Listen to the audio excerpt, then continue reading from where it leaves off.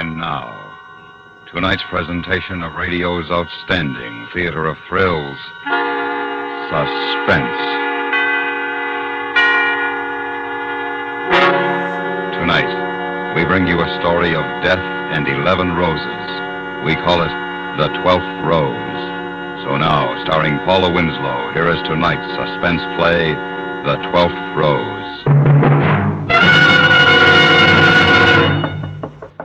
Miss Robbins. It's the maid, Miss Robbins.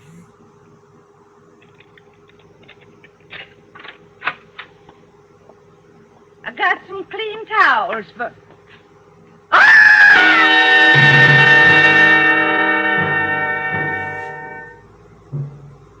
The place, New York City. The time, 12:15 p.m. Dolores Robbins had been young and pretty. The details of her murder were not. The sprawled position of her body and the instrument of murder indicated that the act had not been premeditated. A dozen roses were in the apartment, 11 of them in a large vase near the body. Running around and up the length of each stem to give the blossom support was a single strand of green wire. The killer had circled the girl's neck with a long stem of the 12th rose and then twisted. And although the stem itself had broken, the wire had not. 55 minutes after the maid discovered the girl's body, 2 detectives from the homicide division began questioning her. Mrs. Williams, how often did you clean in here? Every day but Sunday. She wasn't due for service but twice a week, but she always gave me a little something extra. Then you were in here yesterday? Yes, sir. Yesterday afternoon. Were these roses here then? No, sir. You're sure? Yes, sir. Do you have any idea where they might have come from? No, sir. But no girl looking like she looked is going to have to buy them for herself. And what about the box or wrapping paper they came in? Do you know where it might be? Well, if Miss Robbins threw it in the trash before 8 this morning, it'd already be burned up. If she put it in after 8... She didn't. She was killed late last night. Oh. Mrs. Williams, did you ever see her boyfriend? Well, she didn't have a regular boyfriend. But she went out once in a while, didn't she? I suppose she did. Was she here when you came in to clean yesterday? Yes, sir. Did she say anything about having a date last night? No, sir. Not to me, but... Yes? Go on. Well, I was just about through when she got this phone call. She'd been washing her hair, and I was finishing up dusting. And I heard her say she'd met a real nice man and thought she might see him that night. Did she mention his name? I don't think so. At least not while I was here. I finished up and left before she got off the phone. You know who she was talking to? Yes, sir. Miss Butler. She and Miss Robbins were real good friends. If you want to talk to her, she lives in the building next door.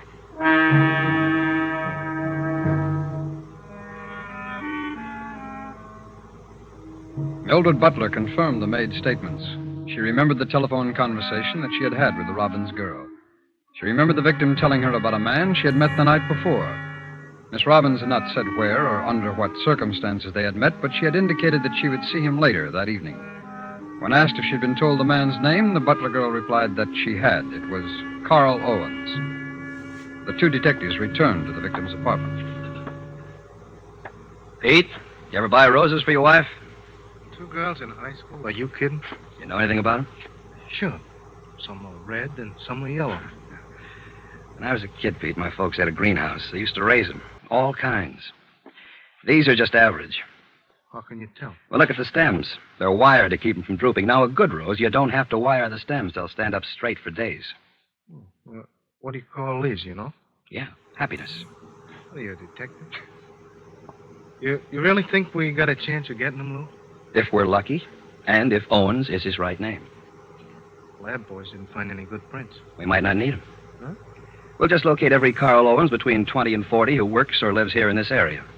Some of them will be eliminated automatically. Those that aren't, we'll consider possible suspects. And then, Pete, if we're still lucky, we'll get someone to identify the killer. Yeah, but nobody saw him. Oh, you're wrong, Pete. Somebody did. Yeah? Who? The florist that sold him these roses. Suppose the florist doesn't remember. Well, the way the papers are going to play this one up, he'll remember. There's just one thing. Yeah? Suppose the killer is thinking like we are. How do you mean? Suppose the killer remembers the florist.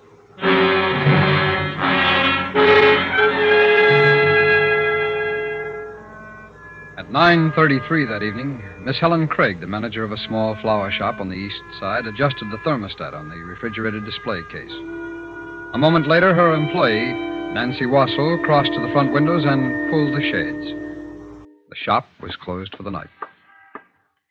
Oh, thank goodness. I didn't think the day would ever end. Want me to bring some iced tea tomorrow? Well, if you like, we can keep it cool in the display case. Oh, and Nancy. Yes. Stop off at the wholesalers in the morning and pick up 3 dozen long-stemmed roses. Any particular kind? You'd better get, Happiness. I sold the last of them while you were out yesterday. Is that all we need? Until Monday. You can tell Mr. Leeds I'll see him then. Oh, that must be Joe. My seam straight? Well, let's see. Yes, fine. You don't mind if I leave? No, run along. I'll wait for Max to check in. Thanks, Miss Craig. Night. Good night.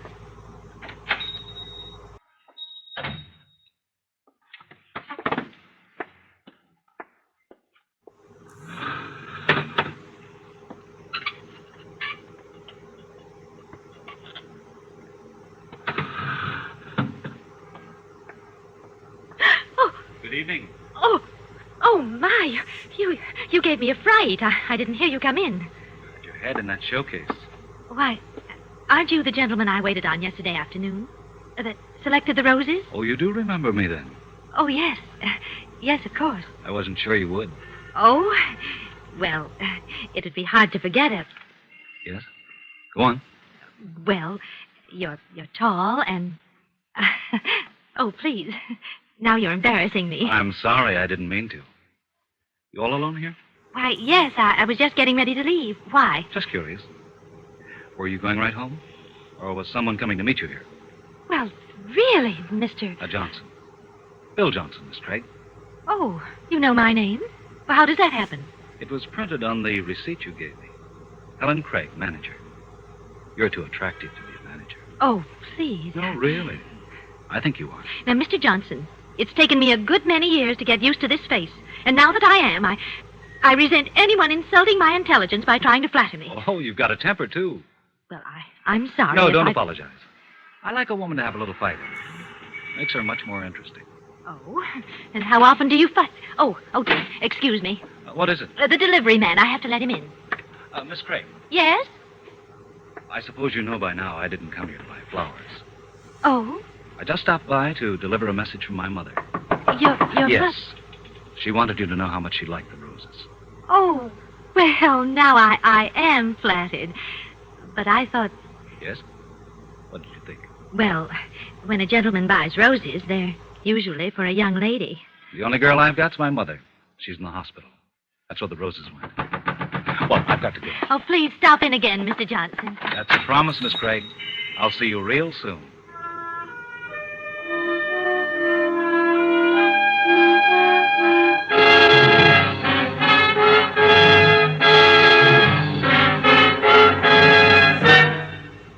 You are listening to The 12th Rose, tonight's presentation in radio's outstanding theater of thrills, Suspense.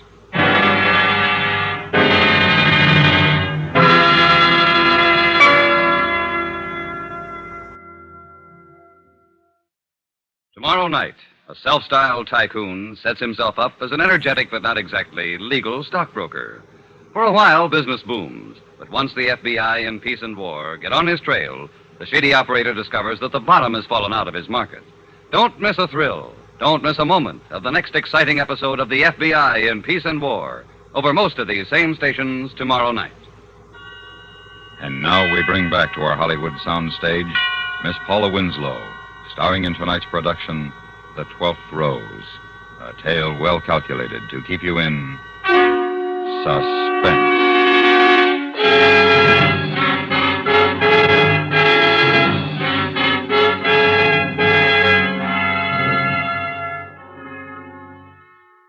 At 4 o'clock the next morning, a milkman left a quart bottle just outside the door of the apartment that Helen Craig shared with her younger sister Peggy. 3.5 hours later, Helen opened the door, letting Napoleon, their cat, into the kitchen. At the same time, she picked up the quart of milk. She didn't notice that someone had tampered with the protective cap on the bottle, not even when she poured some of the milk into a dish for the cat. There you are, nappy boy. Hi. Well, Well, what got you up so early on a Saturday, Peg? I decided to go to the beach for the weekend. Oh? You didn't say anything about it last night. I had made up my mind. Besides, I was asleep long before you got to bed. Well, sit down. I'll pour the coffee. How are you going? On the train. I've got to hurry. It leaves at 8:15. Now, Nappy, be quiet and drink your milk. Who are you going with, Peg? Betty Mills and another girl from the office. They've rented a cottage for their vacation. I'll be home late Sunday. Hey, Oh, what's the matter? you. What have you done to yourself? Oh, well, nothing much. I just used a little rinse on my hair and sort of combed it over on the side. So that's what you were doing last night. It looks awful, doesn't Oh, it? no. Oh, I like it, Helen. Really. Who is he? Who do you mean? You know who I mean. The man you've met. The one that's fixing up pits for. What's his name? How'd you meet him? Well, his name is Johnson. He came into the shop for the first time day before yesterday to buy some roses. And then last night he came back to tell me how much his mother liked them. Oh, that's a likely story. When are you going to see him again? Well, I don't know for sure, but when he left last night, he said it would be soon. Oh, I hope. Napoleon, for heaven's... Oh, and something's wrong with him. What? Nappy! He's sick. Oh, he was all right a minute ago. Well, he's not now. Look at him. Oh, get a blanket, Peg, and call a cab. I'll take him to the vet's.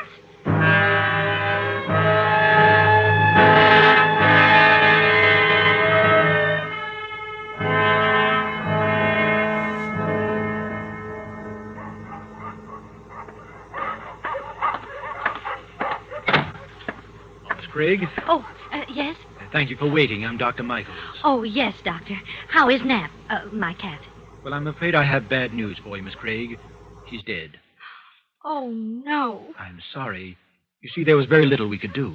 Oh, but what caused it? Well, now, we can't be sure without a laboratory examination, so Well, I what would... do you think it was? Poison, Miss Craig. I think someone may have poisoned him.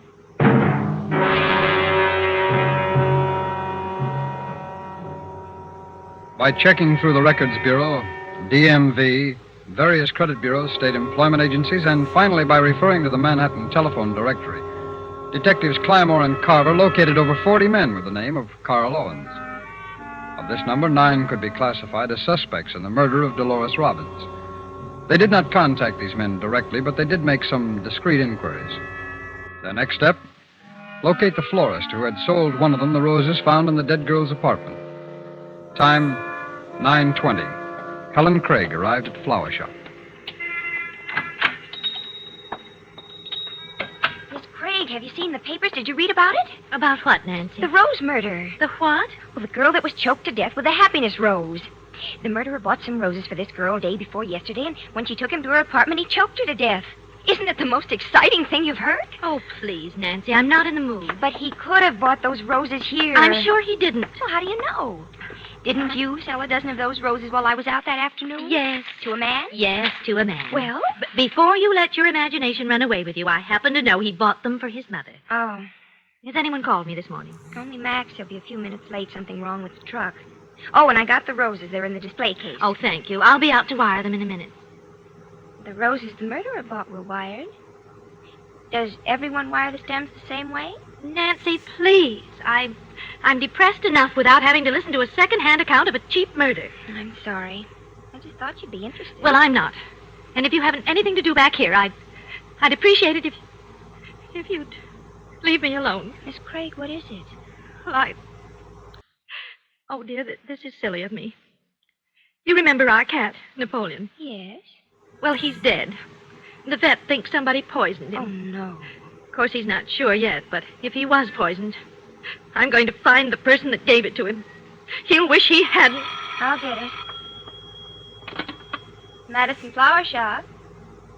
Yes, she is. Would you like to speak? Hello? Hello?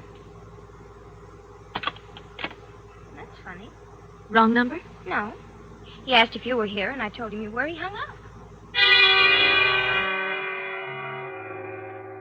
Carl Owens had arrived at his office in the chemical industries warehouse at 9:30 that morning. He was rather pleased with himself. He had encountered no difficulty in putting a certain tasteless poison in the Craig woman's milk bottle. He knew now, after making the phone call, that she had not touched the milk. But she would, in time. And he was sure he had plenty of time. Mr. Owens. Carl, what have you been up to? What? Who is this? Janet, honey, in personnel. Oh, Jan. Mr. Hall received a phone call from somebody a few minutes ago, and whoever it was sure asked a lot of questions about you. Oh?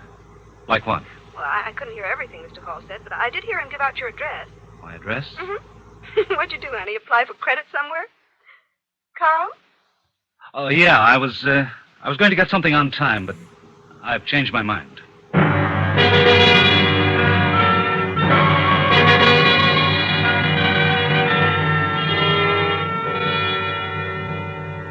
Time, 2:20 p.m. Nancy Wassell returned from lunch. Relax, Miss Craig. It's just me. Anything happen? Oh, Mrs. Williams called. She wants a centerpiece of stock and carnations for tonight. Oh, I'll get it, Nancy. Oh, good afternoon. Good afternoon. Say, these roses here in the case, the ones with their stems wired, they're called happiness, aren't they? Yes, that's right. Very nice. And these here are marguerites, huh? You haven't seen any of those in several years. Well, would you care to... No, I'm here on business. My name's Carver, police. Here's my identification. Oh, yes, Lieutenant. Is there anyone else working here who sells the flowers? Only my assistant, Miss Wassell. Would you call her, please? Why, surely. Oh, Nancy, would you come out here, please? Coming. This won't take very long, miss. Just a couple of questions. Nancy, this is Lieutenant Carver from the police. Good afternoon. Oh, I'll bet you hear about that murder. Yes, that's right. I read about it in the papers. She's done a good job of filling me in on the gory details, Lieutenant. Good. That saves us both time. Now, do either of you remember selling a dozen of the happiness roses to a man day before yesterday, probably in the afternoon? I didn't sell any that day, but Miss Craig did. Oh? Do you have a record of that transaction, Miss Craig? Why, no, it was cash. Could you identify the man if necessary? Yes, but I know he isn't the one you're looking for. What makes you so certain? Is he a regular customer? Well, no, he's not. Well, does he have an account here? No. Do you happen to know his address? Well, no, but those roses were for his mother. She's in the hospital. I see. You had them delivered, I suppose? No, Mr. Johnson took them himself. Johnson? Yes, that's his name, Bill Johnson. Well, that ends that. For a minute there, I thought we had something. Now, no one else bought any that afternoon. No. Now, be very sure. Your life may depend on it. Why do you say that, Lieutenant? I don't want to frighten you, miss, but the florist that sold those roses is the only person that could identify the killer. Oh, and with the florist out of the way... Well, I won't take up any more of your time. Thank you for your cooperation. You're quite welcome. Miss Craig, Yes? may I buy one of those happiness roses? Oh, well, you can't buy it, Lieutenant. But I'd be very glad to let you have one. Thank you very much. When you have time, stop in again, Lieutenant. I'd like to. Good afternoon. Good afternoon. Well, what a charming gentleman. Oh, I'll get it. You didn't tell me you knew the man that bought those roses. I don't tell you everything, Nancy. Medicine Flower Shop. Miss Craig, please. Speaking. Well, Dr. Michaels, Miss Craig. I had the laboratory report on your cat. Oh, yes, Doctor. He was definitely poisoned. Oh, I see. Do you know how the poison was given to him? Yes, it was in milk. What? It was given to him in milk. Oh, but that's impossible. I gave him his milk this morning. Are you sure? I'm positive. It was a fresh bottle. I brought it in from the hall and poured some of it into his dish. Did you drink any of it yourself? Miss Craig? No. Well, if there is poison in that milk, I know, Doctor. If there is, it wasn't meant for Napoleon.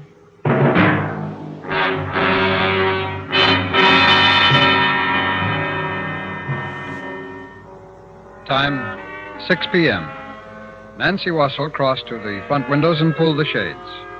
The shop was closed for the night.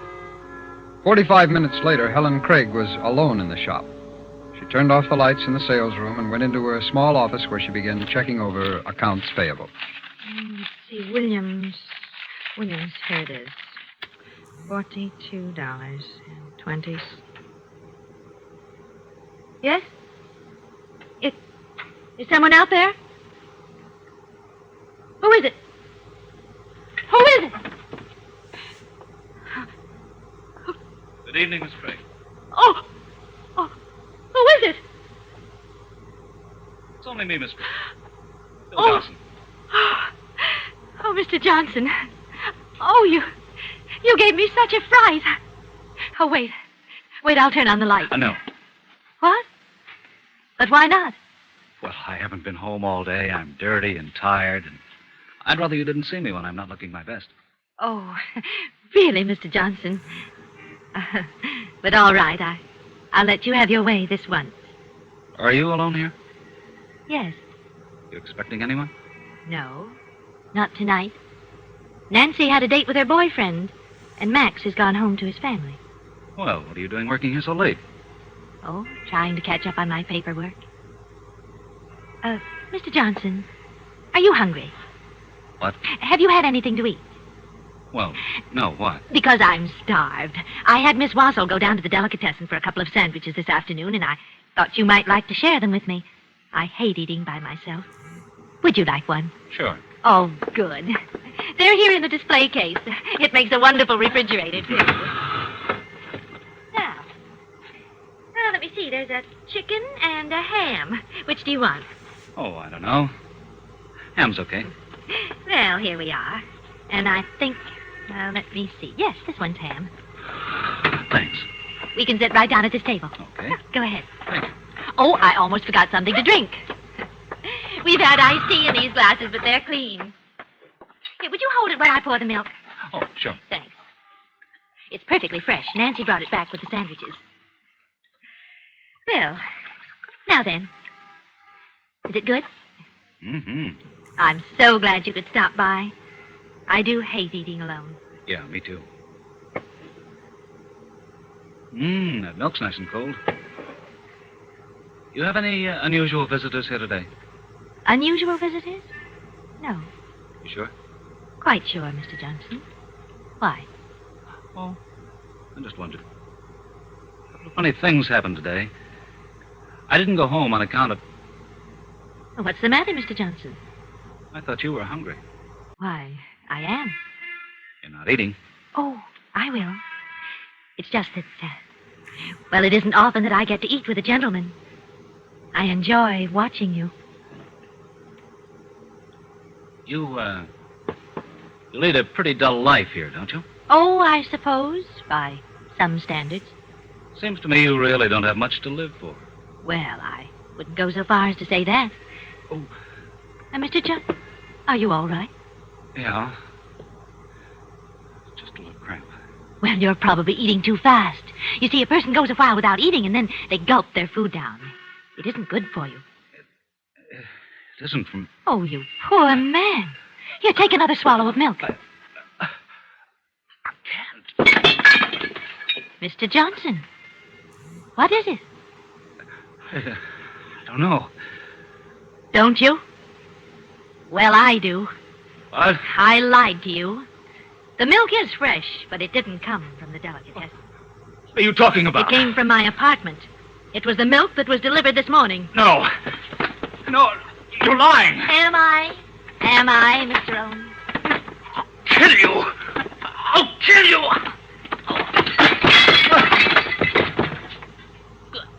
Help me, please. Call an ambulance.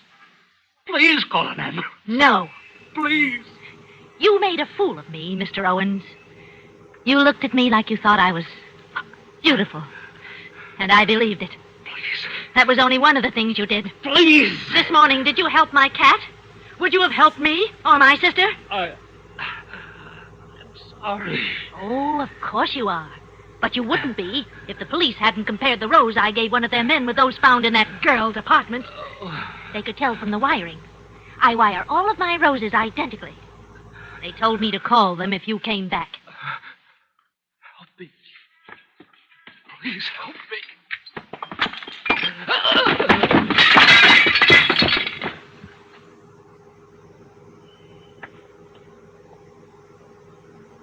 Mr. Owens?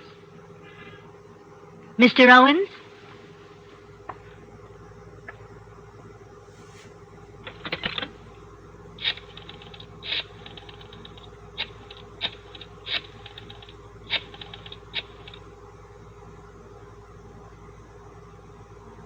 Lieutenant Carver? Lieutenant, This is Miss Craig at the flower shop.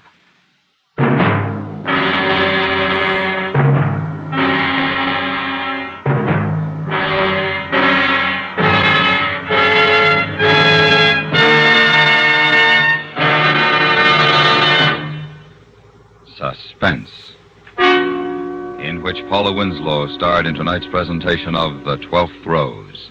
Next week, the story of a hired killer who had a deadline to meet. We call it A Matter of Timing. That's next week on Suspense.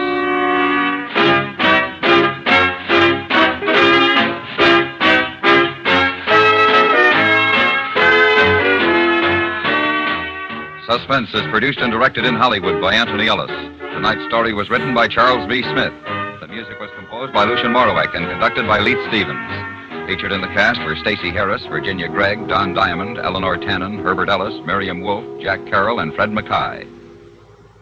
A safari to the remotest corner of the earth could not provide more thrills than do the dramatic excursions into big city life that 21st Precinct takes you on each Thursday night over most of these same stations. 21st Precinct has a realistic, downright fascinating story to tell. And this Thursday night is no exception. Stay tuned for 5 minutes of CBS News, to be followed on most of these same stations by My Son Jeep.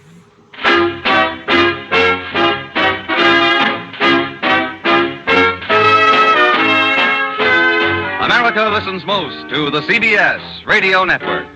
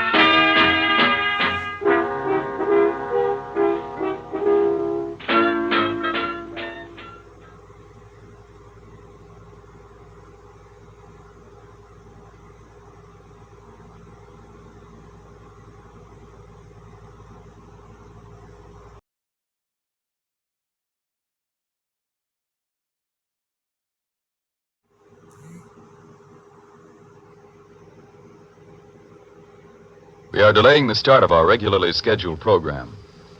We have delayed the start of our regularly scheduled program to bring you this bulletin from CBS News. Washington.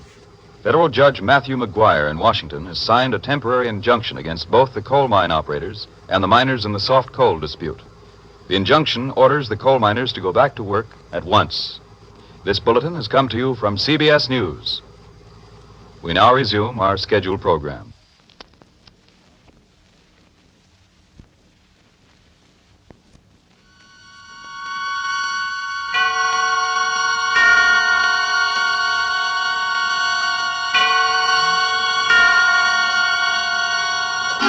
Suspense.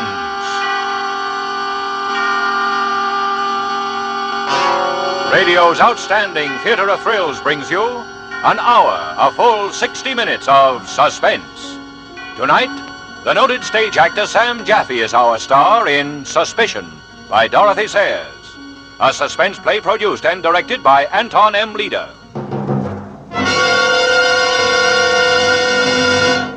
It is very quiet in Hammersmith, the western metropolitan borough of London. Orderly homes line orderly residential streets. And inside these homes, quiet people live quiet lives. An outsider might notice the changeless security of Hammersmith, while the natives regard it without comment as part of their peaceful pattern of living. It is a point of pride that St. Paul's School, located within the borough's limits, dates back to the 12th century, the Godolphin School to the 16th century, and the Edward Latimer Foundation to the 17th. And it's a matter of record that the last disruptive influence exerted itself over the town and its people in the year 879, when the Danish invaders occupied it as their winter camp. It is in Hammersmith our story is laid. And now, with the performance of Sam Jaffe as Edward Mummery, Lorene Tuttle as his wife Ethel, Alan Reed as Brooks, and with Suspicion by Dorothy Sayers, we again hope to keep you in Suspense.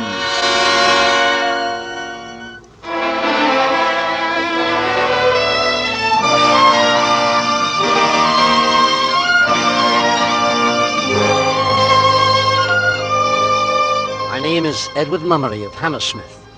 I'm 48 years of age, fair of complexion, agreeable, I believe, as to disposition. I have my business, real estate, in the city, which I run together with my partner, Mr. Harold Brooks. I have my own home. I occupy my leisure hours with gardening, and I've just been married. That is, practically just. 6 years, to be exact. My wife, Ethel, is the most brilliant thing that ever happened to me. These are the outward facts. I recognize that I'm a very ordinary person. And yet, can a person be considered ordinary when into his life there suddenly explodes the extraordinary? For this is what happened to me. On one single day, like any other day in a quiet, carefully planned life, I smelled the odor of the grave, and I saw with my own eyes the supreme horror of all existence. It began in the railway carriage going to London to my office. Perhaps it was the thick pall of tobacco smoke in the carriage that first made me aware of my nausea. I slipped a digestive tablet into my mouth. Lately I'd taken to the habit of carrying them about with me, and I leaned back my head and closed my eyes. De Vries, who traveled with me every morning, was giving me the benefit of his morning edition. Here's something. Smack on the front page. A question has been asked in the House about government typewriters. Now, there's the press for you. The world going to the devil so fast it makes my head spin, and all they can print in their precious newspapers. I say, old chappie, you're looking terribly pale this morning. Could you just open the window a bit? I don't feel very well. Why, certainly. There you are. Just lean your head into it. Get some fresh air. Yeah, better? Yes, thank you. Must have been something you had for breakfast. I suppose so. Sorry to be such a fool about it. Not at all, old man, not at all. Go ahead. Read me some more of this earth-shaking news. All right, if you like. A further split has occurred in the Labour Party. Well, let's skip over politics for today. 2 girls trapped in burning factory. I can do without the morbid, too. The police are still looking for the woman who poisoned a family in Lincoln.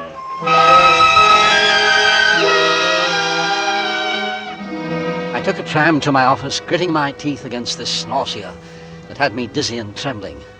How I got up the stairs, I'll never remember. The world swam black before my eyes. Then I was seated at my desk, breathing a bit hard, but once more in control of myself, my heart no longer pounding. Morning, Mummery. Cold enough for you? Yes, Brooks, quite. And pleasantly raw, in fact. Beastly. Your tulip bulbs all in? Not quite all. As a matter of fact, I haven't been too well lately. Oh, too bad. Bulbs ought to go in early. You're lucky, living in the country. You want to take advantage of it. How's the missus? Thank you. She's very much better. Glad to hear that. Very glad. I hope we shall have her about again this winter as usual. Can't do without her in the Drama Society. I'm sure you're very kind. I mean it. By Jove, I shan't forget her acting last year in Romance. She and young Welbeck positively brought down the house. Yeah, she was good, wasn't she? The Welbecks were asking after her only yesterday. She'll be up and around again soon.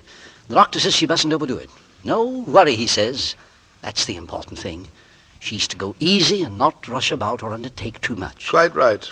Worry's the devil and all. I cut out worrying years ago. Look at me. Fit as a fiddle, for all I shan't see 50 again. You're not looking altogether the thing, by the way.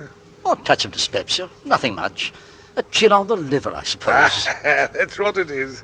Is life worth living? Depends on the liver. Yes. Well, we'd better be getting to that lease of therapies. I have it right here. Oh, by the way, I suppose your wife doesn't know of a good cook, does she? I doubt it. They aren't so easy to find nowadays. In fact, we've only just got shooted ourselves. No. I promised the Phillipsons I'd look around. Their girl's getting married. That's the worst of bringing young girls in to work for you. I said to Phillipson, you mind what you're doing? I said, get somebody you know something about. You may find yourself landed with this poisoning woman. What's her name? Andrews. Don't want to be sending wreaths to your funeral yet a while, I said. He laughed, but it's no laughing matter. What we pay the police for, I simply don't know. Nearly a month now, and they can't seem to lay hands on the woman. All they say is, they think she's hanging about the neighborhood and may seek a situation as cook. As cook, now, I ask you. There was a theory in the papers that she'd committed suicide. Don't you believe it, my boy. That coat found in the river was all eyewash. They don't commit suicide, that sort don't. That sort? These poison maniacs, cunning as weasels, that's what they are. Well, I hope they catch her before she tries her hand on anybody else. As I told Phillips... Then you think this Mrs. Andrews did it? Of course she did it. You've been following the case, haven't you? Looked after her old father, and he died suddenly. Left her a bit of money, too. Then she keeps house for an elderly gentleman, and he dies suddenly. Now there's this husband and wife. Man dies, woman taken very ill. Of arsenic poisoning. Cook runs away. Then you ask, did she do it? I only thought it might be a coincidence. I don't mind betting that when they dig up the father and the other old bird, they'll find them bung full of poison, too. Once that sort gets started, they don't stop, you know. What is the matter, Mummery? Mummery, let me call you a doctor. No, just some water. It's all right. Give me a minute. There you go. Slowly now. That's all right. Now hold your head. Thank you. Thank you, Brooks. You sure you're all right? Yes, all right. My dear fellow. Don't mind telling you, you gave me a start. I thought I was losing you here and now. It's only my stomach. Nothing serious. Well, hold on a moment. What did you have for breakfast? I don't know. The usual. No. Now tell me. We'll get to the bottom of this. Well, then, brown bread, bacon, eggs, just the nicely set kind. Coffee, made as only Mrs. Sutton can. Mrs. Sutton? Oh, that's your new cook. She's a real find. I'm terribly thankful for her. Yes, I can imagine. Your wife down with a nervous breakdown must be a blessing to have someone capable running the house. That's right. Ethel hasn't been at all fit, poor child. I don't want you to mention it to her, Brooks. She gets upset so easily. I don't want her worrying about me. Of course not, Monday. Isn't it odd, Brooks? What's that? This photograph of that Mrs. Andrews. Oh, you mean the newspaper? She looks like such a sweet, motherly-looking woman. Take care, Mother. From the way your stomach's acting up, I'd say this poisoner and your precious Mrs. Sutton are one and the same. That's hardly a joke, Brooks. As a matter of fact, if there were the slightest resemblance, I'd be terrified. But this Mrs. Andrews looks so angelic. She's got a bad mouth. Look to the mouth, Mummery, before you trust your fellow man. That's where the true story is written.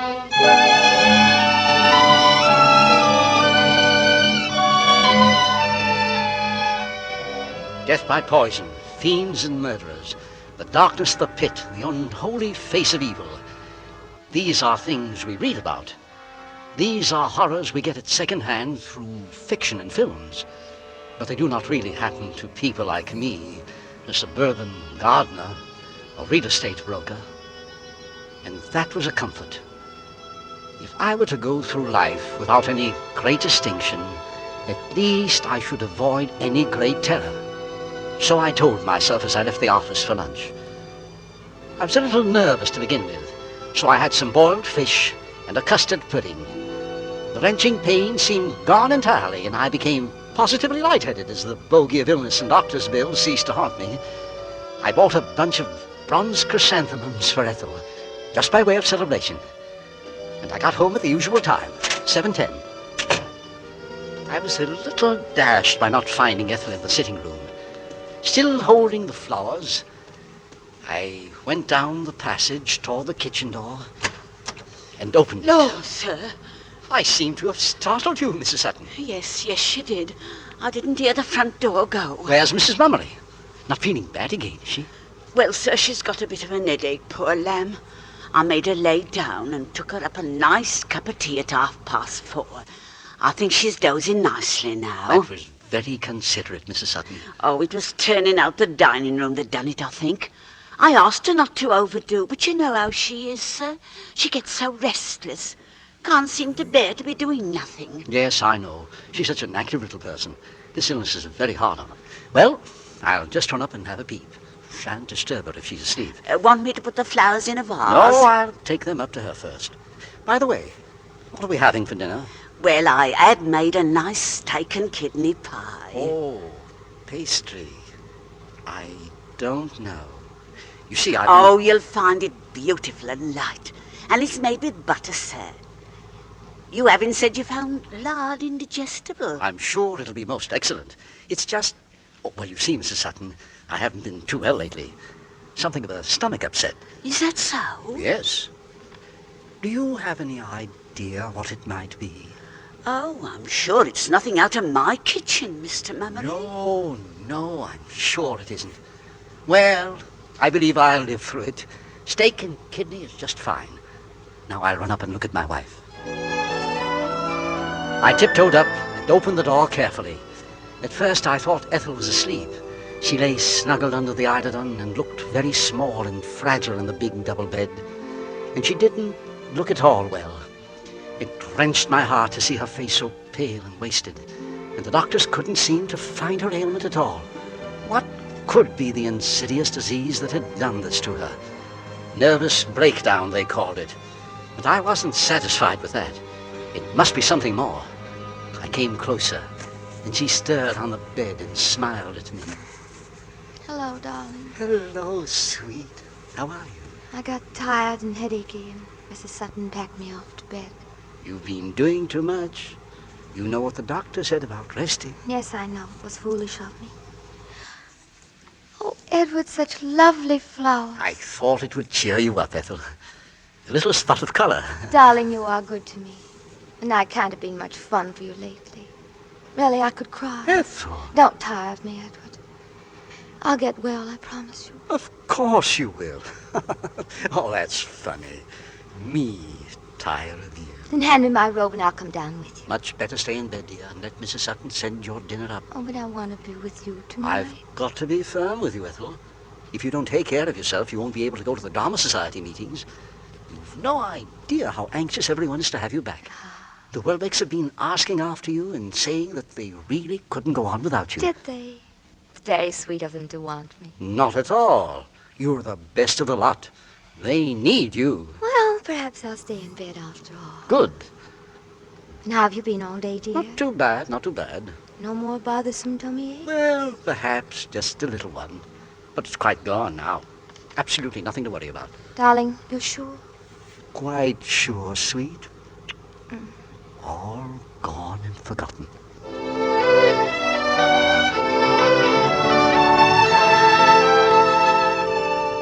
I experienced no more distressing symptoms that night or the next day.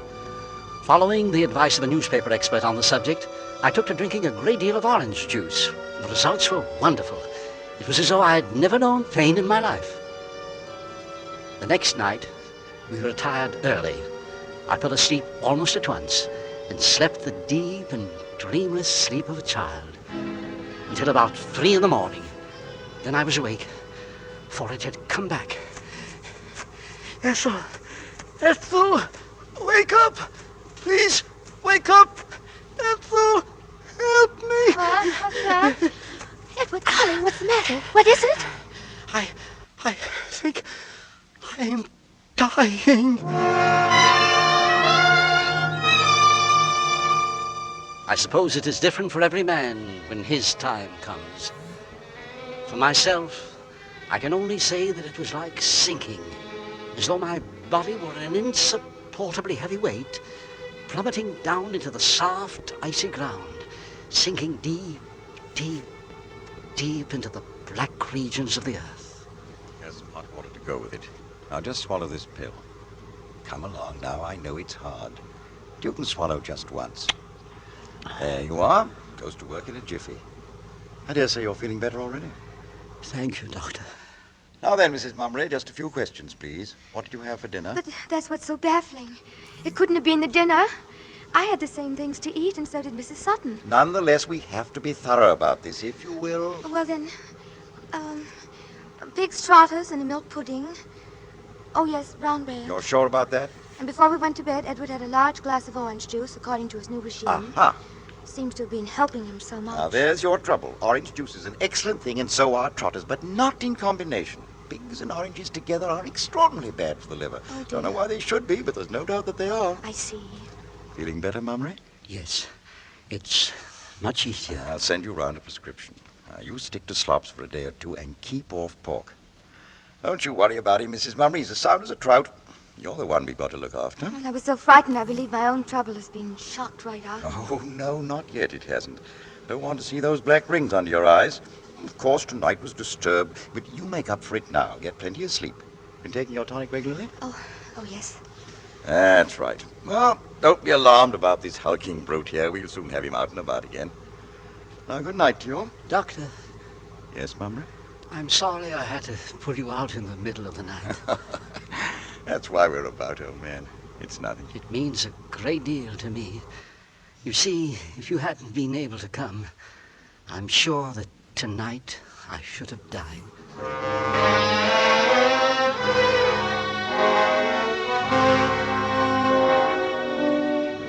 My diet was bread, milk, and beef tea for the next 3 days.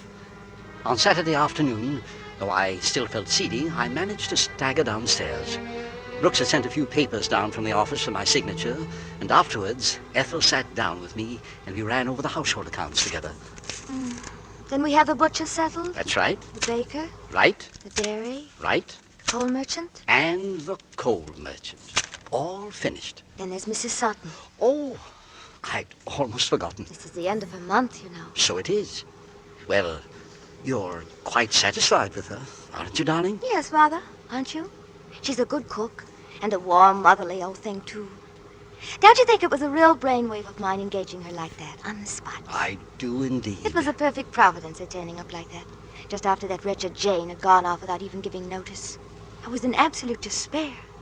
It was a little bit of a gamble, of course, taking her without any reference. I suppose it was. But if she'd been looking after a widowed mother, you couldn't expect her to give references. No. What is it, darling?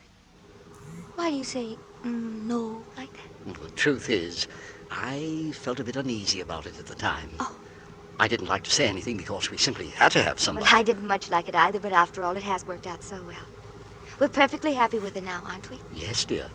But just for the record, it occurs to me that we might write to the clergyman back in the parish. You should be able to give her a reference. I'm sure he's an excellent clergyman. But he couldn't tell us anything about her cooking. And cooking, after all, is the chief point. All right.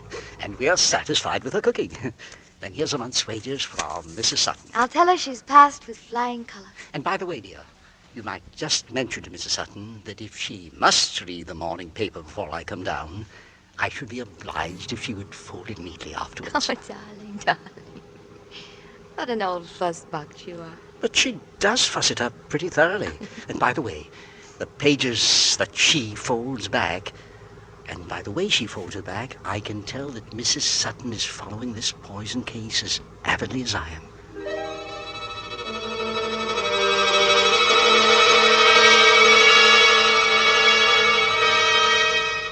On Sunday, I felt very much better.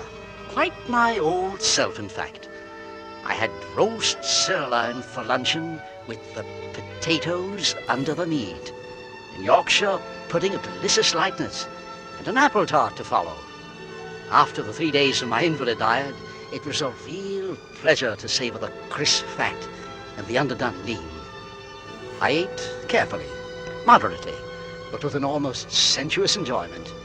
And then, over coffee, while Ethel was still toying with the food, I took up the newspaper and turned to the account of the woman poisoner. Are you still following those horrible murders? Yes, my dear.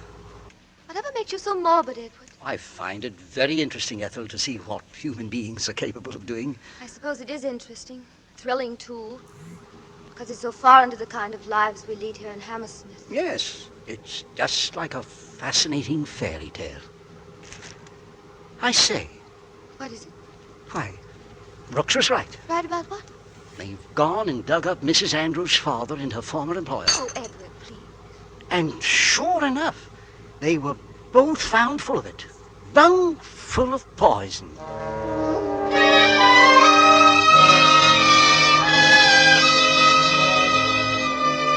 My head was full of conjecture about this sweet, motherly murderess. This middle-aged cook who mixed arsenic into her delicious luncheons and dinners. This Mrs. Andrews, for whom the police were looking so desperately. At 3 o'clock, with the roast beef settling properly, I went out into the garden to put the tulip bulbs in. I got my bag of tulips and a trowel, And then, remembering I still had on my good trousers, I decided it would be wise to take a mat to kneel on. The mat had been left last in the corner under the potting shelf. I stooped down and felt about in the dark among the flower pots. Yes, it was there. But there was something else. Something in the way. It looked like a tin. I lifted it out carefully. Yes, of course, it was a tin. The remains of the weed killer I had used the summer before. I looked at the pink label printed in staring letters with the legend, Arsenical Weed Killer. Poison. The blood suddenly began to pound in my temples. I'd been thinking of Mrs. Andrews so long that it came to me with a nasty shock. And I was holding in my hands the very same brand of stuff she used to destroy so many poor souls. It gave me the distinctly unpleasant impression that by owning some poison myself, I was directly in touch with important and ghastly events. I smiled a little at myself for being so foolish. And then I noticed that the stopper had been put in very loosely.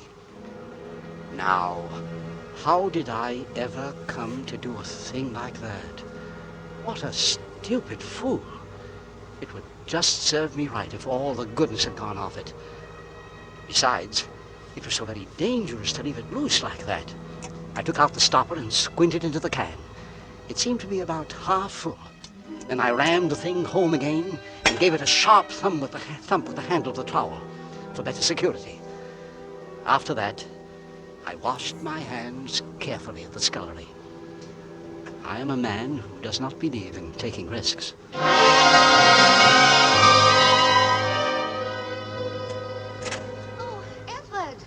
Just dropped in. Oh, my son and I were just in the neighborhood, Mr. Mummery, and we thought we'd have a cup of tea with you. Happy to see you again, Mrs. Welbeck. Oh, hello, John. How are you, Mr. Mummery? We were talking about the Lincoln poisoning case, Mr. Mummery. That is, I seem to have been doing all the talking. Oh, tea's ready, ma'am. Thank you, Mrs. Sutton. Just put it by me. I'll pour. Very good, ma'am. Will that be all? That'll be all, Mrs. Sutton. Thank you. Oh, not at all, ma'am. Milk and sugar, Mrs. Welbeck? Only some lemon, please. You'll have milk and sugar, John. Oh, thank you. I see you've remembered. Edward? Thank you, my dear. I can't help prattling on about it, but there's been nothing else in my head ever since the first of these murders. I mean, now just take me. You, Mrs. Welbeck? Yes, I'm about her age, this Mrs. Andrews. Oh, I see. And yet, when I look into my own heart and ask myself whether I could take a human life in cold blood, well, as a matter of fact, I suppose I could. When it comes down to that, I suppose we all could. Why, if you live long enough, you're bound to run across a few people you'd love to see dead and underground. And if you're pushed far enough, I suppose you simply up and do it. Except that I shouldn't use poison. I'd be apt to find some more forthright way of dealing with it. Mother, you're letting your tea get cold. Oh, yes, I am, darling. Thank you. You know, I tell myself that I'm a strong-nerved person. In fact, my husband tells me the same thing all the time. And still, the thought that this poisoner is running around loose in our neighborhood gives me a chill. I confess it's a rather delicious chill, but nonetheless I'm uneasy, too. Oh, we've seen a picture, of course, but it's not much of a help. It could be almost anyone. And now when you stop to Those think about Forsyth cuttings, Mrs. Welbeck. I beg your pardon? I remember you wanted some cuttings. If you care to come down to the garden, I'll get them for you right now. Oh, I'd adore to have some. They'll fill out my garden so beautifully. Do let's go. Ethel had been getting more white and tremulous as this horrible woman ran on with her cheerful horrors. As we rose to go, I noticed a relieved glance pass between Ethel and young Welbeck. Evidently, the boy understood the situation and was chafing at his mother's tactlessness. Mrs. Welbeck and I went outside together, and I selected and trimmed the cuttings for her. Oh, Mr. Mummery, if I only had your skill and patience. Why, you've made for yourself a true Garden of Eden here. It's so nice of you to say so. And your gravel paths, they're so thoroughly immaculate. I simply cannot keep my weeds down. You need a good weed killer, that's all. There's an arsenic preparation on the market that does wonders. That stuff? No, thank you, Mr. Mummery. I wouldn't have it in my place for £1,000. I'm afraid there's no other way to rid yourself of weeds. Oh, but it's so foolhardy, so dangerous to have poison around. It seems to me you're simply opening your doors and inviting trouble. It's not as bad as all that. We keep it well away from the house. But the slightest carelessness... We are not careless people. Except that... Except that what? I just remembered. I have been a bit careless. I found the stopper to the can loose just this afternoon. It was unforgivable of me. There, you see? That's how accidents begin. From something as simple as that. You're fortunate you don't have any little children poking around. I suppose we are, Mrs. Welbeck. I suppose we are.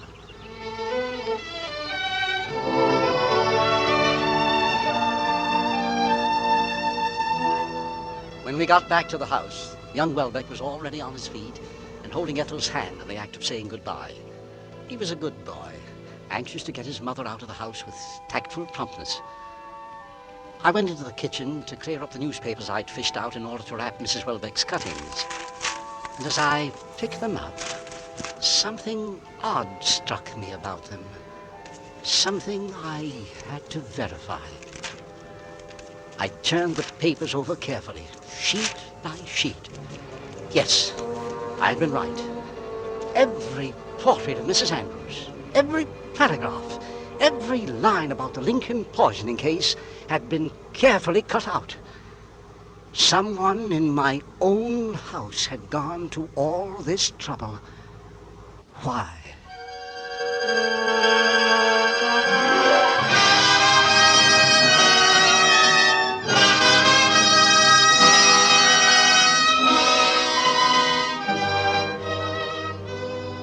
In tonight's full hour of suspense, Sam Jaffe stars as Edward Mummery in Suspicion by Dorothy Sayers. Tonight's study in Suspense.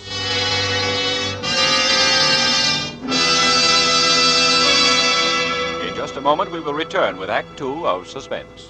This is CBS, the Columbia Broadcasting System. And now, back to our Hollywood soundstage and Act Two of Suspicion, starring Sam Jaffe with Lorene Tuttle and Alan Reed in a narrative well calculated to keep you in suspense.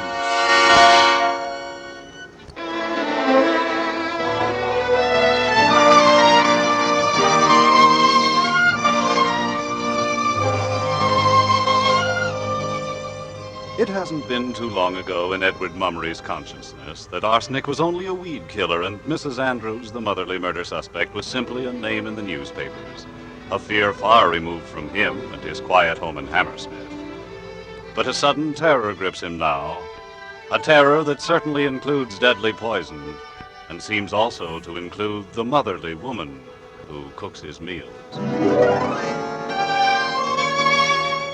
Now the thing that had been only a vague and uncomfortable gnawing at the back of my brain came boiling up, engulfing me.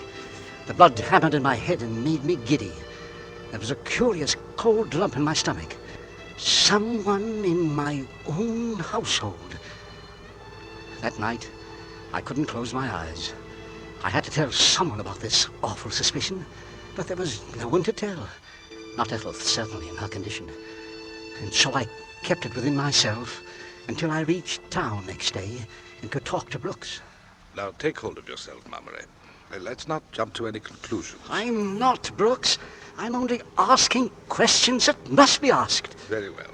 Let's examine the facts once again. If only I had a picture of Mrs. Andrews. Yeah, we're publishing plenty of them only last week. I know.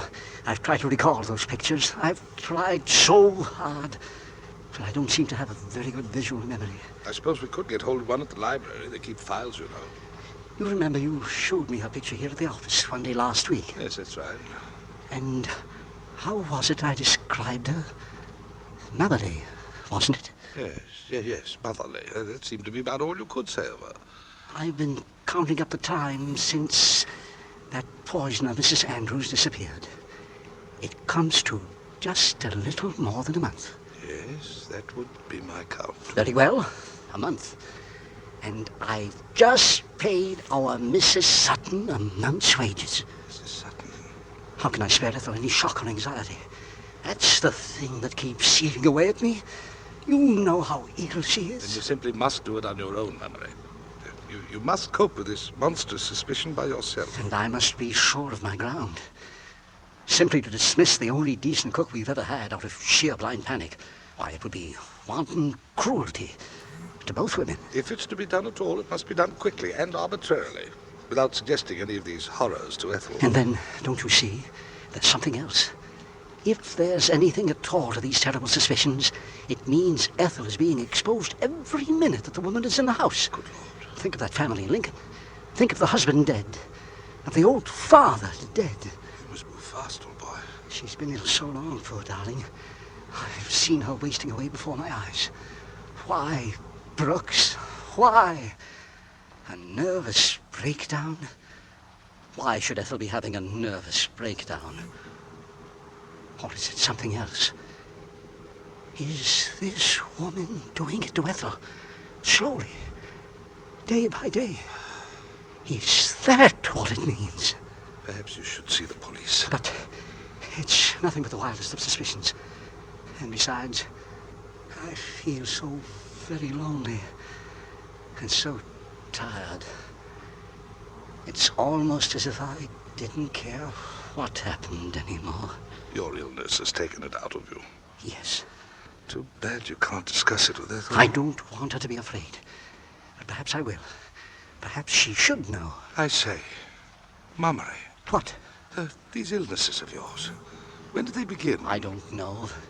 I think I've always been subject to business attacks, as long as I can remember. No. I mean the other ones. The severe attacks. Well, they began about 3 weeks ago. 3 weeks ago, Mummery? That's right.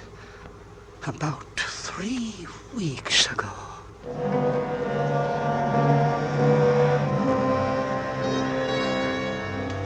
The train seemed forever getting home that night. I came softly into the house, listening to the sound of my own footsteps. It was dusk, and yet none of the lights in the house were on. I moved through heavy enveloping shadows into the sitting room. Ethel was tucked up in a corner of the Chesterfield, leaning back wearily against the cushions. Good evening, darling. Hello, Edward. You look tired, my dear. I am tired, Edward. I seem to be drained and empty. I noticed you didn't sleep well last night. It was probably that woman yesterday with her talking. Really, Mrs. Welbeck talks altogether too much. All about that horrible case. I don't like hearing about such things. Of course not, dear. And yet... Yet what, Edward? When a thing like this happens in the neighborhood, people will gossip and talk. It would be a relief if they caught the woman. One doesn't like to think I don't want to think about it at all. It's so hateful. She must be a horrible, perverted creature, this Mrs. Andrews. Yes, quite so. Do you know, I was talking to Brooks about it only today, and he said... I don't want to hear what he said. I don't want to hear about it at all. Of course not, darling. I'm sorry. Oh, Edward, I just want to be quiet. I do so want to be quiet. And so you shall, Ethel. It's all my fault. The doctor warned me not to disturb you like this. Oh, Edward. Edward, darling. There, my dear. Everything's all right. No need for tears. It doesn't concern us anyway.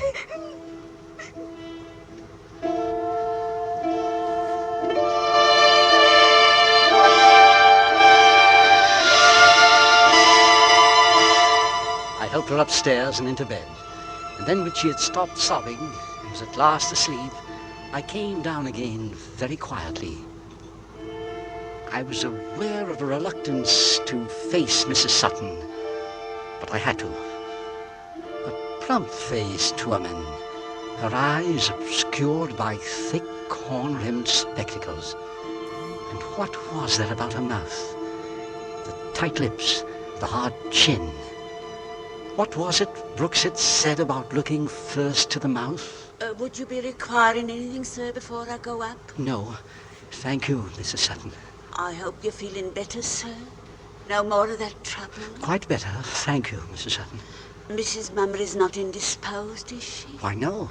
She's asleep. Do you think I ought to wake her, to bring her a hot glass of milk? No, thank you, Mrs. Sutton. I believe we'll just let her be. And you, sir? Do you care for anything? Not a thing, Mrs. Sutton. Oh, it wouldn't be no bother. Only take a minute. Not tonight. All right, then. Mrs. Sutton? Yes, sir? Were you aware that my can of arsenic out in the shed had a loose stopper? The garden isn't my department, is it, sir? No. No, it isn't. I didn't know about the arsenic. Very well. I'll be saying good night then. Oh, Mrs. Sutton. Yes? If one more thing. Certainly, sir. Nothing, Mrs. Sutton. Nothing.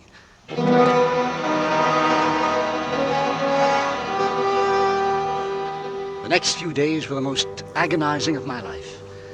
I began the habit of coming down early in the morning and prowling about the kitchen. This only served to make Ethel more nervous. But Mrs. Sutton offered no remark. She watched me silently and with good humor, almost with amusement. And after all, it was ridiculous. What was the use of supervising the breakfast when I had to be out of the house every day between 9:30 in the morning and 7 in the evening? On Thursday night, Brooks persuaded me to go to a little bachelor dinner for a friend who was being married. It was in my district, and we weren't out of there until after midnight. By then it was too late for Brooks to catch a train back to town, so I invited him to come over and spend the night at my place. The household had long since gone to bed. Shh. Careful, Brooks. I don't want to disturb Ethel. Sorry, old man. Your room is just off here. I think you need a fresh pillow slip. That'll be fine. Hello. What's this? Oh, somebody writing your notes? Dear Mr. Mummery, there's some fresh cocoa in the kitchen. It only needs some hotting up. Mrs. Sutton. Well, should just hit the spot. Yes, indeed. Come along. Let me just get the switch. There we are. I'd better get the cocoa ready. It'll only be a minute. It was quite a show we threw for young Farnsworth, wasn't it? Sent him off with marriage in style. Glad to see him getting settled. People ought to marry young. All the more years to enjoy the only real blessing life gives you. How many years has it been for you with Ethel? Just 6. Good years, eh? And they get better all the time. That's the wonder of it. Tell me, Brooks, how did you happen to miss getting married? Didn't miss it at all, old chap. I've been getting along very well without it. Hello. Our cocoa's ready. And here's my cup. It's just hot enough. Brooks. Yes, old man. Is it just my fancy? Or is there something queer about the taste? The taste? It seemed to me... Take another sip, Brooks. Go on. Roll it round on your tongue.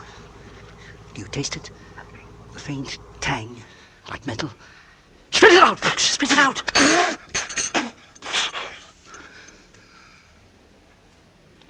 Mummery. I don't know. I don't know. Mummery, what are you going to do? I've never been in a situation like this before. You ought to take a specimen to the chemist. Have it analyzed. Yes. Yes, I will. First thing in the morning. But first, Brooks, I want you to come with me. Where to? Just outside, in the garden. I want to see something in the potting shed.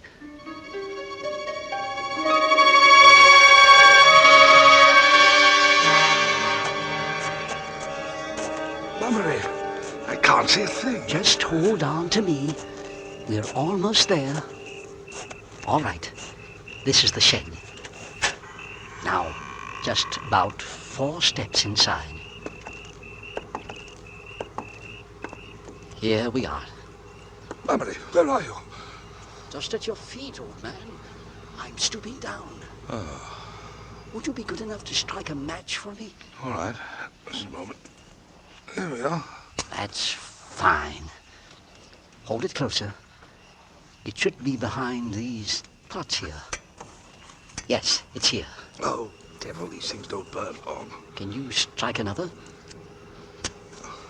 What is it, Mummery? It's a tin of weed killer. You mean arsenic? Yes, arsenic. Just look, Mummery. The stopper is loose. I know, Brooks. I know. Want another match? No. It isn't necessary. Why should it be loose, Mummery? That's the question. It is. Especially since I took the trouble to ram it in as tight as it would go only last week. Mummery, old man, I don't like to frighten you, but you see what this means. It simply means there's a murderer in my house.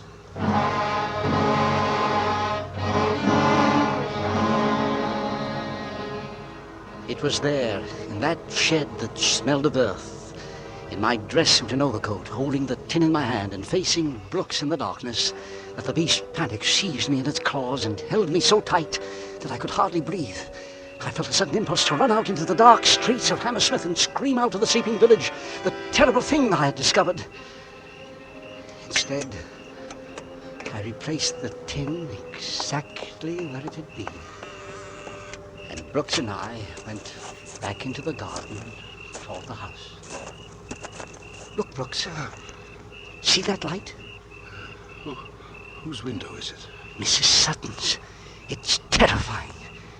Is she watching us? I can't tell from here. Where does Ethel sleep? Our bedroom is right up there. Oh, yes. It's dark, thank heaven.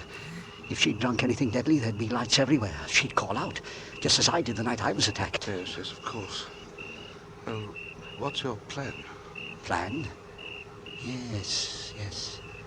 Plan. I'll get you off to bed. Yes? Then I'll go into the kitchen, wash out the saucepan, and make another brew of cocoa. I let it stand in the saucepan overnight, just to allay suspicions, Yes, don't yes, you see? Yes, excellent. And then in the morning, off to the chemist's. That's right. Remember, you told me last week to move fast. Well, my time's run out. I'm not a man of action, Brooks, but when my life is threatened, when the life of the person I love most is in danger, then I can do it, Brooks. Then I can.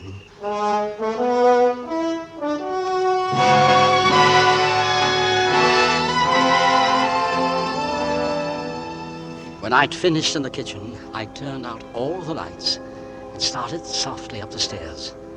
I hadn't meant to waken Ethel. I meant to keep all this from her until it was over and finished. But she must have heard me as I came into the room. Edward? Yes, my dear? How late you are, you naughty boy. Have a good time at your party? Not bad. Not bad at all. So tonight was young Farnsworth's last as a bachelor. His last. He seemed like a lamb, all ready for the sacrifice. You all right? Quite all right. Good. Did Mrs. Sutton leave something hot for you? She said she would. Yes, but I wasn't thirsty. Oh, it was that sort of party, was it?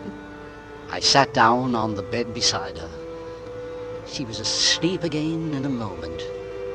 I took her hand and I clutched it tight, as though defying death and hell to take her from me. Next morning, I would act. I thanked God it was not too late.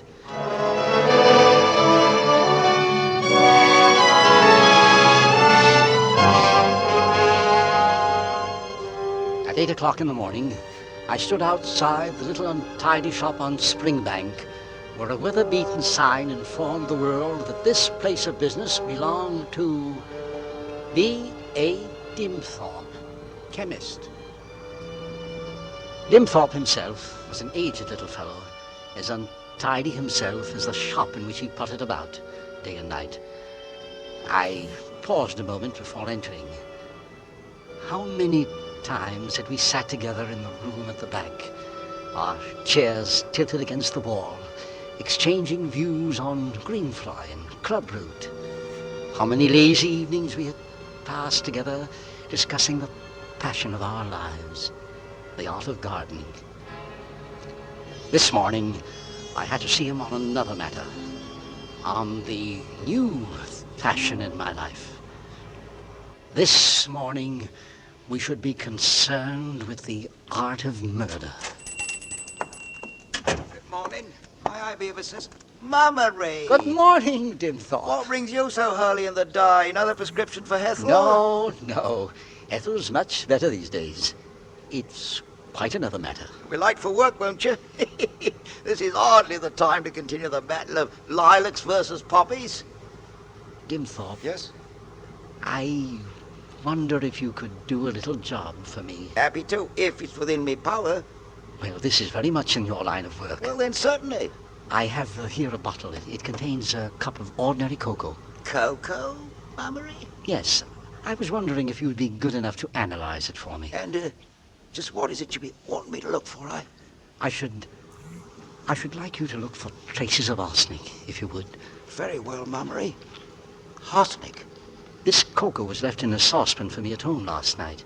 I found that it tasted very odd, unpleasant, and metallic. I know, but that's oddly enough. You see, Dimthorpe, I have reason to believe that we have living with us at present the Lincoln poisoner. I dare say you know the case. The Lincoln? Crikey. Oh, but Mummery, how dreadful. I have reason to believe that this woman is attempting to murder both my wife and myself. I think I have proof. Your analysis will be the final one. I shall put everything else aside, Mummery. You may rely on me. I do, Dimthorpe, I do. And may I congratulate you on your prudence and on your intelligence in bringing me the specimen. Thank you. I'll have it ready for you by this evening. And if it's what you think it is, then we shall have a clear case on which to take action. Thank you, Dimthorpe.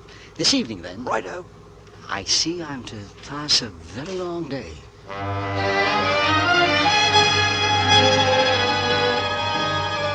I was a bit late in getting to the office.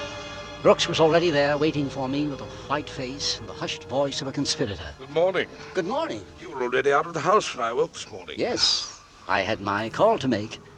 Sleep well last night? Like a log. It's funny considering. It is funny. You didn't, I gather. No. You've taken care of the matter? Yes. When shall we know? Yes. When shall we know? Late this afternoon. Everything seemed all right when I left the house. Had breakfast with Ethel. She seemed very well, completely unsuspecting. Did you notice her? I did indeed. Oh, dear Mrs. Sutton. Well? Bad mouth. There's no doubt of it. Anything else? Otherwise, perfectly normal. That's what gives them away, don't you see? More normal than normal folk. Do you feel like working today? Frankly, no. Neither do I. Shall we put out the sign? Good idea. We put out the sign saying that we were closed for the day because of illness, and we sat together in the office. The noon hour passed, and neither of us moved. 4 or 5 times we heard footsteps outside in the corridor, pausing before our door, and then turning and receding. Neither of us spoke, and neither of us moved. I examined an expanse of wall just over Brooks's head, and he examined the blank space over mine, and the hours passed. Back on Springbank, Dimthorpe would be bending over his vials and Bunsen burners, moving as methodically as only he could move, extracting the truth from a bottle of cocoa. As I told him, this was the longest day of my life.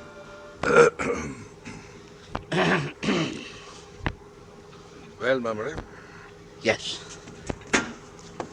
It was 4 o'clock. I couldn't wait any longer. Good luck, old man. Brooks shook hands with me, and I went outside into the afternoon sunlight. I was at Springbank in 20 minutes. Mummery, is that you? It is, Dimthorpe. I'm ready for you. Just come into the back in case we're disturbed. All right, Mummery. Right over here. What does it mean? It means that there's no doubt about it. I see. I used Marsh's test. It was an heavy dose. No wonder you tasted it. There must have been 4 or 5 grains of pure arsenic in that bottle. Here, take this mirror. I want you to see it for yourself. All right. Now, just look closely at this little glass tube. It's a stain. A purple black stain. That's the mark left by the arsenic. Will you ring up the police from here? No, my wife. I've got to get home. All right, leave it to me. I'll ring the police up for you. Oh, go quickly, Mummery.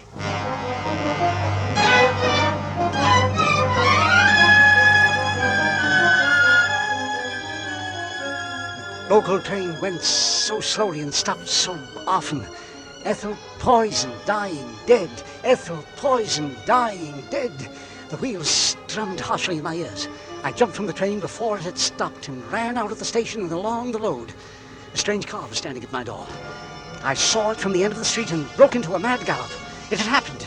The doctor was there. I was a fool. I was a murderer to have left it so long.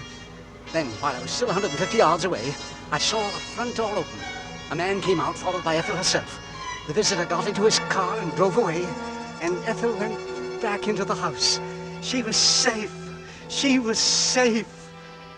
I could hardly control myself to hang up my hat and coat and go in looking reasonably calm. She had returned to the armchair by the fire, and she looked up at me in surprise. There were tea things on the table, and she was alive. Edward, you're back early, aren't you? Yes, dear. Business was slack. Somebody beat the tea? John Welbeck came by. Oh, young Welbeck. Yes, we've been talking over arrangements for the Drama Society. Darling, I'm so glad. By having a guest here, you were protected. You were saved. Edward, what are you talking about? You seem so strange. There's something I've got to tell you, Ethel. I should have done it long ago. My darling, it's going to be unpleasant, but you must hear it. Oh, excuse me, Mum. Yes? Oh, I beg your pardon, sir. I didn't know you was in. What is it, Mrs. Sutton? Will you be taking tea, or can I clear away? Mr. Mummery will be wanting some. You better leave it. And, oh, Mum. What is it? There was a young man at the fishmonger's, and he's just come from Grimsby. Yes? And they've caught that dreadful woman, that Mrs. Andrews. Oh. Isn't it a good thing? Oh, it worried me so to think she was going about like that. But they've caught her. Took a job as housekeeper she had to 2 elderly ladies, and they found the wicked poison on her. Girl has spotted her'll get a reward. I've been keeping my eyes open for her myself, but it's at Grimsby she was all the time. Thank you for the news, Mrs. Sutton. That will be all. Oh, not at all, Mum. But that's wonderful. Then it's all been a mistake. A mad mistake. Darling, I don't know whether to shout or to cry. I certainly must apologize to Mrs. Sutton. We're safe, don't you see? We're safe! But what about the cocoa? Mr. Dimthorpe, and Marsh's test, and 5 grains of arsenic? What do they all mean? Who could have what? Ethel. Ethel. Ethel! Yes, Ethel? To me. To do it to me. You fool! You fool! Don't you know that it's been Welbeck? That it's always been Welbeck? Yes. It's there in your eyes. Something I've never seen before. It's always been there. It's just that you've never looked. That would be the police, Ethel. They've come here for you.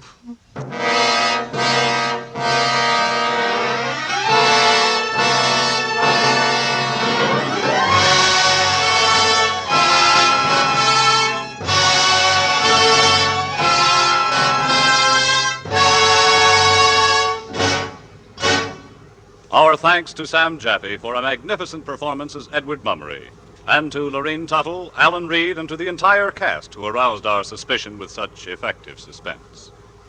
Next week, Crossfire. Yes, Crossfire. Robert Young, Robert Mitchum, Robert Ryan, Gloria Graham, and Sam Levine playing the roles they created for the RKO radio picture.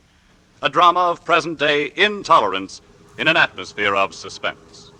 And with the performances of Robert Young, Robert Mitchum, Robert Ryan, Gloria Graham, and Sam Levine, and with Crossfire, we'll again hope to keep you in suspense. Suspicion by Dorothy Sayers was adapted for Suspense by Irving Ravitch and was produced and directed by Anton M. Leader. Lud Gluskin is our musical director and conductor, and Lucien Morawek composes the original scores. Next week, hear Crossfire, starring Robert Young, with Robert Mitchum, Robert Ryan, Gloria Graham, and Sam Levine on radio's outstanding theater of thrills, 1 hour of Suspense. This is CBS, where 99 million people gather every week, the Columbia Broadcasting System.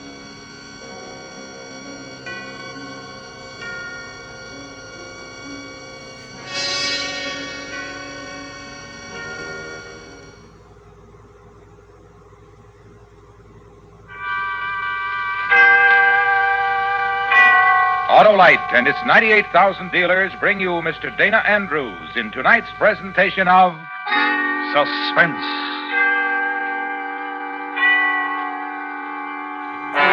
Tonight, Autolite presents a story based on fact as we examine a city in terror of its life.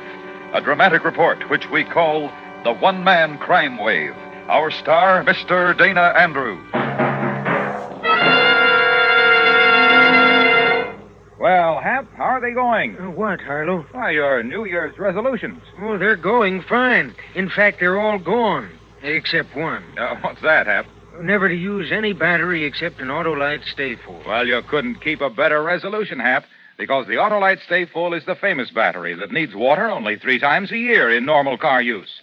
There's no better way to start the new year and to start your car than with the battery that gives fast, sure starts every time. And that means the Autolite Stay Full. And what about its long, long life, Harlow? Why, everybody knows about that, Hap. Fiberglass retaining mats protect the power of every positive plate to reduce shedding and flaking and give that Autolite Stay Full longer life, as proved by tests conducted according to accepted life cycle standards.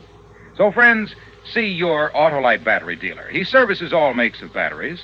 And make sure your next battery is an Autolite Stay Full, the battery that needs water only 3 times a year in normal car use.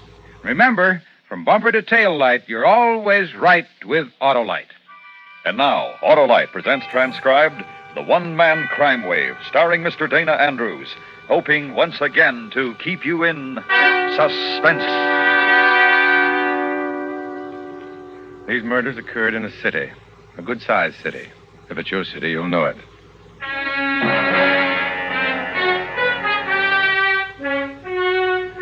Take murder, and take carefully into consideration the results of the crime. Tragedy, not perhaps so much for the victim, because to the dead there's no further use for tears. Tragedy, though, for those who are left to mourn. And fear if it happened to your next-door neighbor, the friendly man or woman, the ones with kids, the ones with a big hello and a comfortable approach to living. The fear because it was next door and might have been you. It began on a Tuesday night, senseless, frightful. It happened in a city, and the city began to live in fear for what was to follow. Sergeant Faring? Yeah? I'm Driscoll. I was told to report to you for duty. Oh, sure, you're the new man. Yes, sir. Okay. Come on, there's been a killing over on East Bay. Woman in the street, stabbed.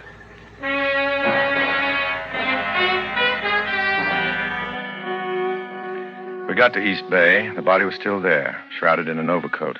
One hand uncovered lay in the gutter. Thin stream of water washing through the stiffening fingers.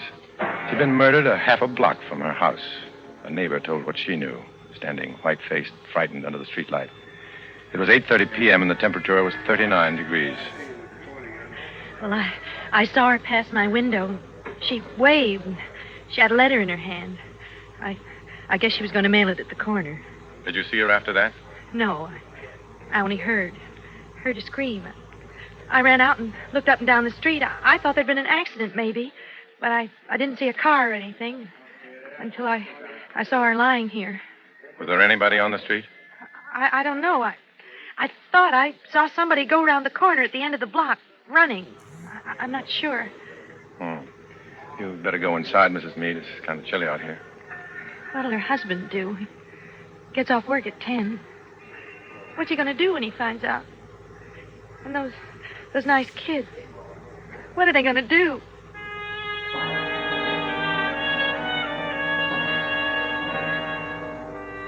The camera work was finished. An ambulance took the dead mother away, and the search for a murderer was begun. I roughed out the first report, and Driscoll filled in the details. They were not released to the press. The husband of the deceased was questioned. His replies were all negative. No known enemies. His wife was not involved with another man. His own movements on the night were checked and found to be as described. Neighbors were questioned. They had seen nothing of the attack. There were 14 knife wounds in the deceased's body, any 5 of which could have caused death. The coroner's report is attached. We're proceeding now with the theory that the department is dealing with an unknown assailant, probably with a criminally insane background. The killer, if he were criminally insane, would strike again. He did. It was on Thursday. There'd been a light snowfall during the day, and as evening came, the temperature dropped lower, leaving a thin covering of crystals on the ground. It was 10 p.m. Street, Washington. A woman of 37 was returning to her apartment. She was a waitress at the Gold Rush restaurant.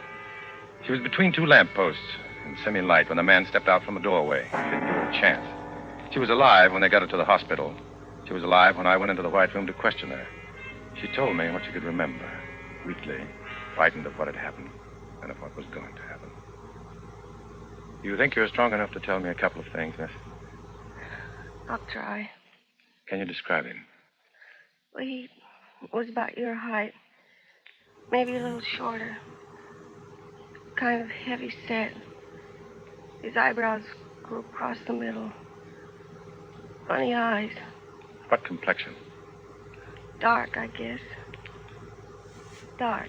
Any scars? I didn't see. Can you remember how he was dressed? I don't know. I was scared. There was an overcoat.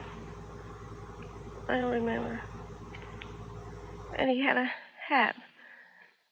Kind of a regular hat. All right.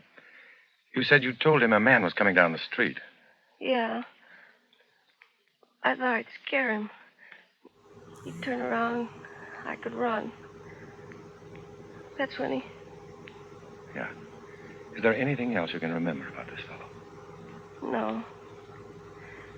Hey, hold my hand, will you? Sure. Thanks. Try to remember something now. What color was the overcoat? I told you. I don't know. It was maybe dark gray or brown.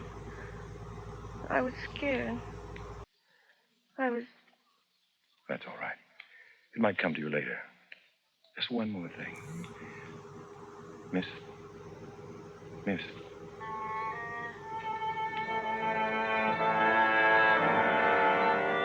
She turned her head aside. The eyes were closed. I held her hand, and it was the last knowing thing in her life as she died. Quietly, unprotesting. I went back to the office and called in Driscoll. We had coffee sent up. Drank it steaming. I'm going to give it out to the papers. This guy's a nut. He'll keep on killing until we catch him. It's best to warn the women about walking alone at night. Yes, sir. What about the description? Well, it's enough for a start. We'll contact institutions, go over our files. You can get to work on that now. Okay, Sergeant. Oh, by the way, they get any footprints in the snow? No. By the time I got there, 50 people had trampled it all up. For the time being, anyway, we'll have to go on luck, unless we come up with something. That's the trouble with killings like this. City this size, you have a tough time finding a murderer unless he's got a record or a motive. Well, he's nuts. That's his motive, I guess. We'll have to wait for the record.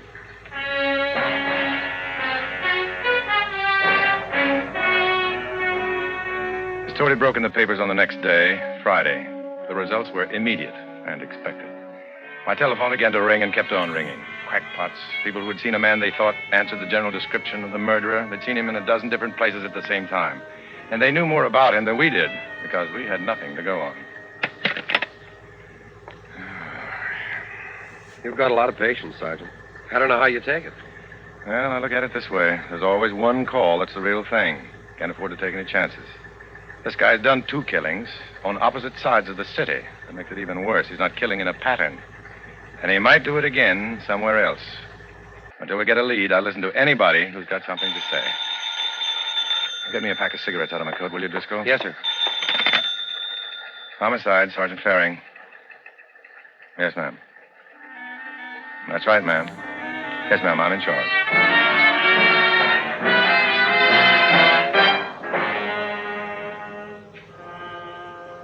The weekend passed, and it was Monday, Tuesday. We worked hard, sifting rumor, possibility. There was nothing much to show for it. The tension in the city mounted, started to build into panic. There was talk of vigilantes, college day stuff. Complaints as to the ineptness of the police force piled up. We took it and waited. Then the thing we were scared of happened. Wednesday morning, a little after midnight, on the west side, a young couple, both of them, ripped to pieces, dead before any help could come. And early the next morning... Yes, sir. Yes, sir, I know, but we may have got hold of something. A young fellow struggled with him. He ripped off a button and some cloth from his coat. Yes, sir, the lab's working on it now. Yes, sir, I will. Yes, sir. Well, that was the chief. We'd better be getting something fast. Lots of pressure. Maybe we have, sir. 14th Precinct picked up a man last night. Might answer the description. Kind of crazy. Won't deny or admit anything. Oh? They're bringing him down now. He should be here in about 15 minutes. There's another thing. Have they got the overcoat? No. He wasn't wearing one. And he won't say what happened to it.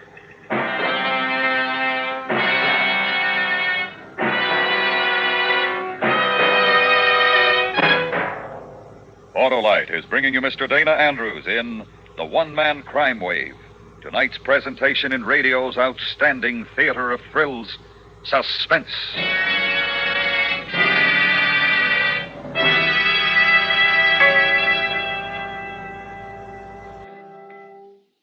Say, Harlow, what about your New Year's resolutions? Well, Hap, I've resolved to tell everyone the great news for 54. And what is it, Harlow? Why, Hap, an Autolite Stay Full battery needs water only 3 times a year in normal car use. That's reason enough for going to Autolite in 54. Well, if it isn't, Hap, this is.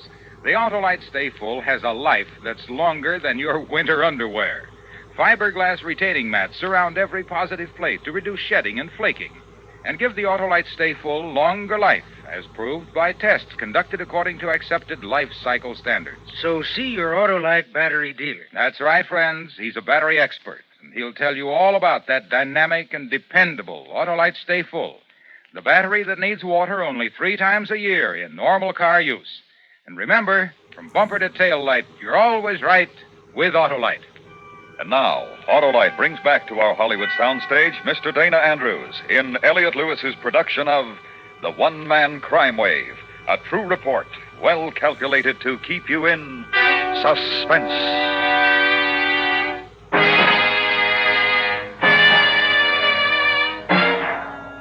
The man was brought into my office on Thursday morning. His name was Frederick Sorensen. He'd been picked up 10 blocks from the scene of the crime 2 hours after it had been committed. He appeared to be drunk, and although the temperature was in the low 30s, he wore no overcoat. In general, his features answered the vague description given by the dead waitress. He sat with his head lowered, sullen, ignoring the coffee by his side. Well, you're not under arrest, Mr. Sorensen. This is just a routine questioning. Yes. It's like the Germans or the Russians.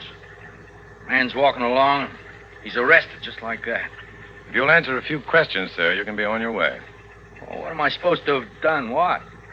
Can you tell me where you were this morning a little after midnight? In a bar, I guess. I don't remember. Any particular bar? No, there were 2 or 3. I got problems. I was drunk last night. Will you try to remember the names of the bars? I don't know. Oh, the Star, I guess, over on Manchester. Well, once in a while I go into the Astor. I guess I did last night. I was pretty drunk. You've got no right to arrest me. You're not under arrest, Mr. Sorensen. What happened to your overcoat? I don't know. I had it on when I left my apartment. I took it off in one of the bars and forgot it. I was pretty drunk. Will you describe your coat? Yeah, sure. It was gray, tweed, I guess. Not too heavy. I don't like a heavy coat. It makes my back ache. Now, we'll see if we can get it back for you, Mr. Sorensen. You said you were in the Star and the Astor. Any other place? I don't think so. Oh, yeah, wait a minute. Maybe the joint over on Williams Street, opposite the big hotel. You know, the McDonald's Bar and Grill? Yeah, that's the one. I think so. I don't know. I'm not sure. Hey, look, I'm answering all these questions. What am I supposed to have done? 2 people were killed just after midnight last night, a few blocks from where you were picked up. It's our job to investigate anybody who might know something about it. I don't know anything. When the officers questioned you, you refused to answer. They asked you if you knew about the murders, and you said, I'm not saying yes, and I'm not saying no. I'm not saying anything. Do you remember that, Mr. Sorensen? No. I was drunk. Did you ever get drunk and try to remember what you said? I didn't even know what they were talking about. I didn't kill anybody. I got enough problems without killing somebody. All right, Mr. Sorensen. I'd like you to wait in there for a while until we check on some of these things. Have you had any breakfast? No. We'll have some sent up. Hey, listen, if I'm not under arrest, how come I got to stay here? As a good citizen, Mr. Sorensen, I'm sure you want to help in every way to catch the murderer. Sure, but I don't know. You're helping, then, by staying in there till I get back.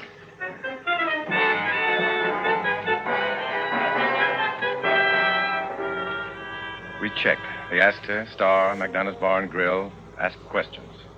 Sorensen was known to them all. In particular, he was known to Mr. McDonough. Yeah, he was in here kind of late.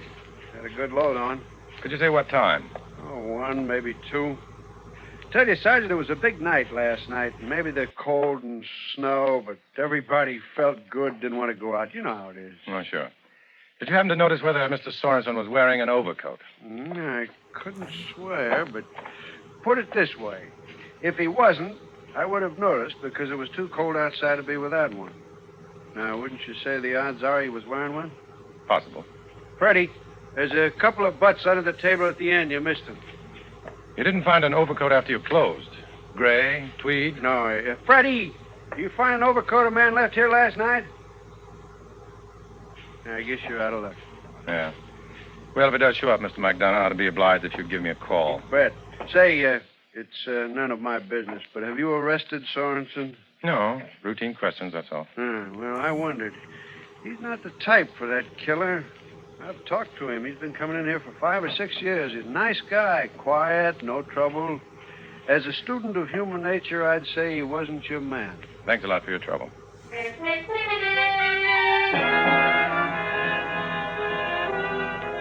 We checked some more. Sorensen's apartment, neighbors. Found nothing. The man was quiet, but well-liked. The overcoat had disappeared. And since his alibi held up, we didn't have much choice. You've been cooperative, Mr. Sorensen. Thank you. That's okay. Hey, did you find my overcoat? I'm afraid not, but if we do, we'll let you know. I'd sure hate to lose it. It's all right. Want me to go now? Yeah. I'm sorry for the inconvenience. All right. That's okay. Hope you get that guy. We will, Mr. Sorensen. Yeah. Well, so long. Nice to have met you. Thanks again. Yes, Sergeant? He's leaving now, Driscoll. Get a man to follow him and a relief for that man. I don't want Sorensen out of sight for a minute. Yes, sir. Right away.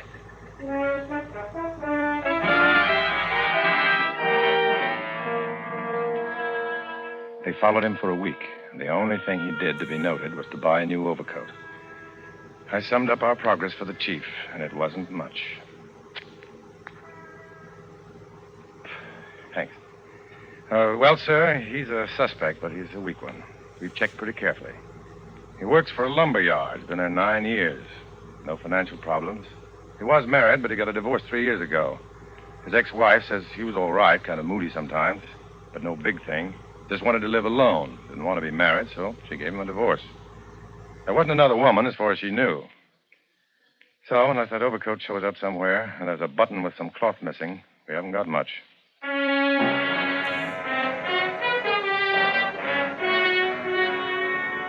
And for another week, no killings, no progress. We continued to have the suspect followed, if for no other reason than the physical description given by the dead waitress, but even that was flimsy. On a Friday at 9:15 p.m., it was raining, not cold enough to freeze, just a bitter, penetrating wetness. And that's when the overcoat showed up. The overcoat with the missing button. There was a man in it, too.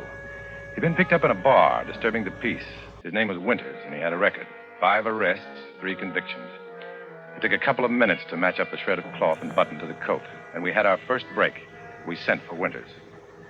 It doesn't have to be Sorensen's coat, Sergeant. Doesn't have to be, no. You think it is? That's what we've been working on. Come in, Winters.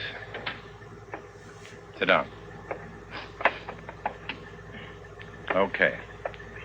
Now, you ever see this coat before? Sure, it's mine. You swear to that? Sure, I swear. What were you picked up for? Bum rap. Fella starts picking on me in a bar. I hit him first. He was bigger than me. Disturbing the peace. How would you like murder added to that? Murder? You're crazy. I didn't kill nobody. Where did you get the coat? It's mine. What do you mean? Where did I get it? 2 weeks ago, that was Wednesday, 16 days ago, a man and a woman were stabbed to death. The murderer wore this coat. We've got a bit of cloth and a button to prove it. Your coat, Winters. Listen, I never killed. Now listen. Just because I got a coat that looks like... Oh, I didn't. Where did you get the coat? I told you. This is Driscoll. Yeah? Where? Oh. What about Sorensen? You sure? Okay, I'll tell the sergeant. Stabbing off Lincoln Avenue. Woman. She's dead. Sounds the same. All right, Winters. You hear me now. You want that to be your coat. I'll accept it. No more talk, and you're up for murder, and I'm not kidding. But I don't think you did it, and I'm giving you one more chance to tell me where you got it. Look, mister, Okay, I found it. Found it where? In a bar. When? Like you said, a couple of weeks ago. What bar? I don't... Come on. Astor, the Star, McDonough's? McDonough's. Okay. Did you see the fellow you got it from? Oh, look, now, I'm a loser. You're going to get me in on a larceny and rap? You want murder? Yeah, I saw him. Was he wearing the coat when he came in? Yeah. He acted kind of strange. Like he was hot, maybe drunk. He sat down at the table, took off the coat. Then he started to look at his hands. For a long time. I remember because he looked kind of nuts. Then he went to the men's and left his coat. A good-looking coat, so I... Did you hear him called by name? A couple of guys seem to know him, I guess. I don't remember what they call him. Can you identify him? I guess so. Okay. I'm holding you as a material witness. You're going to book me for taking the coat? I'll think about it.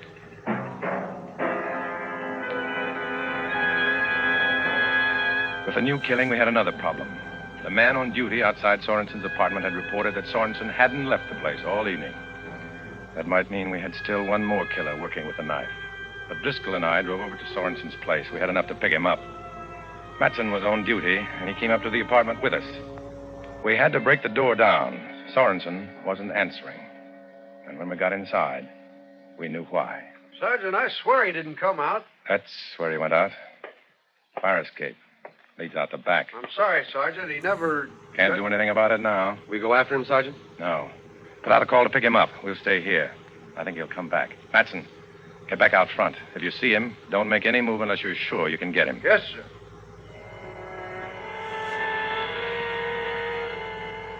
We turned out the lights, left the window open, and waited. The rain kept falling, and it got cold in the room. An hour went by. We didn't smoke for fear Sorensen would smell it as he came up the fire escape to his window. So we just waited. Sergeant? Yeah. Would they execute a man like that? I don't know. They might as well. He'll cost the taxpayer a lot of money for the rest of his life if they don't. He'd be better off dead. For himself, he'd be better off. What makes him do it? You read about it? See him? Talk to him? What makes him that way? Don't ask me. I'm just a guy who has to try and catch him after they got their kicks carving out somebody's life. Boy, I'd sure like a cigarette. Shh. Wait until he's inside. Okay.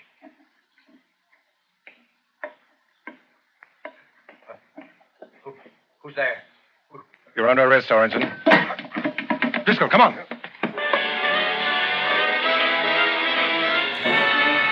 He'd sensed something wrong, and he wasn't close enough for us to get him. We followed him out to the fire escape and up to the roof. It was raw up there, and a slick was forming underfoot. There was only one place for him to be, behind the elevator housing shaft. You could only approach it on one side, so I stationed Driscoll behind me to cut him off if he made a run for it. Come out with your hands up. I haven't done anything. Let me alone. I feel sick. Why don't you let me alone? Get out here where I can see you. Move slowly and keep your hands high. I want to die. I want to die. Come on. You don't know. You just don't know. You don't care. Well, I won't go to jail. Not gonna kill me? Listen, watch out!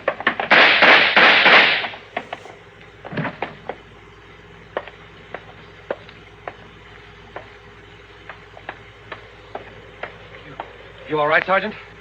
Yeah. Got my arm. Sorensen? Sorensen. He's done. Better call the ambulance.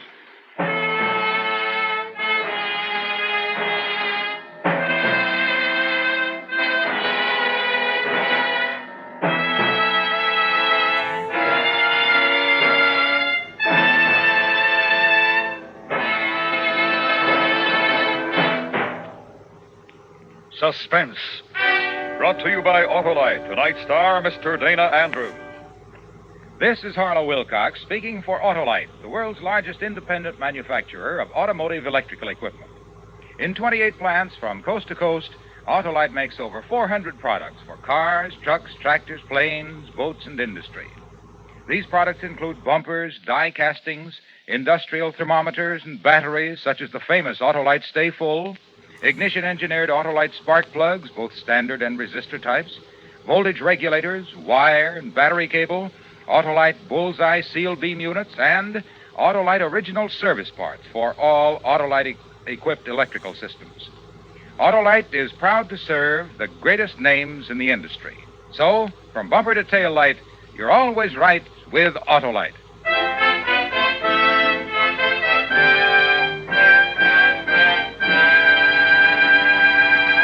Next week, the story of a man who was able single-handedly to rob a bank of $50,000 and get away with it. It's called The Face is Familiar. Our star, Mr. Jack Benny. That's next week on Suspense.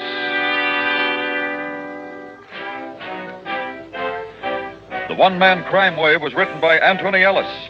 Suspense is transcribed and directed by Elliot Lewis, with music composed by Lucian Morowick and conducted by Lud Gluskin. In tonight's story, Joseph Kearns was heard as Sorensen and Lee Millar as Driscoll. Featured in the cast were Paula Winslow, Charlotte Lawrence, Junius Matthews, and Tom Tully. Dana Andrews can soon be seen in the Warner Brothers picture Duel in the Jungle.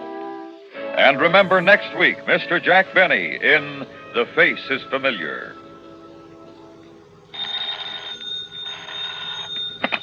You can buy Autolite Stay Full batteries, Autolite original service parts, and Autolite standard or resistor type spark plugs at your neighborhood Autolite dealers. Switch to Autolite. Good night. If you know a man in the service, one of the greatest favors you can do is to write him regularly. Even though it is often difficult for servicemen to reply promptly, word from home is a great morale builder. Resolve now to write and keep writing to a serviceman you know. This is the CBS Radio Network.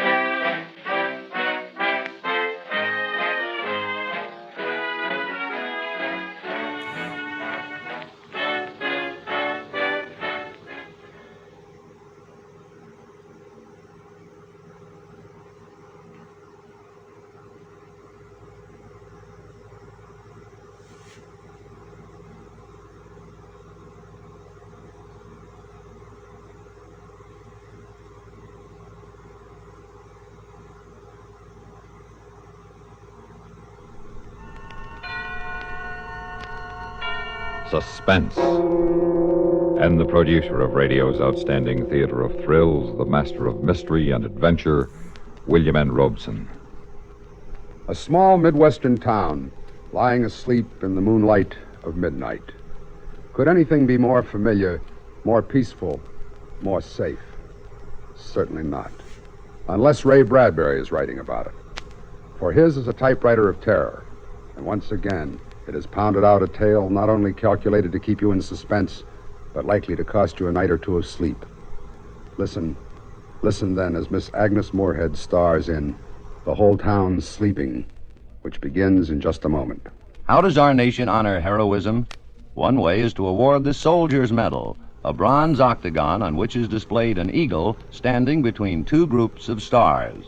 The medal is suspended from a blue ribbon with 13 narrow stripes in the center, 7 white and 6 red.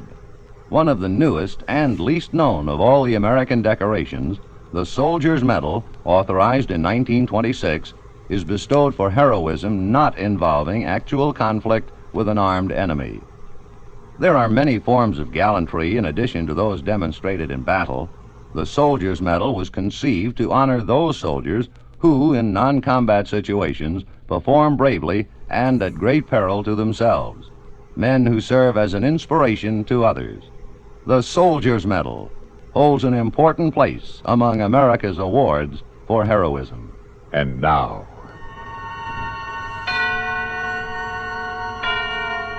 The Whole Town Sleeping, starring Agnes Moorehead.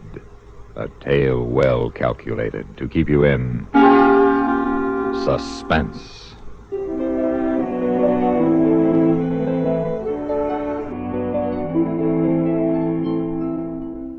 It was a warm summer night in the middle of Illinois country.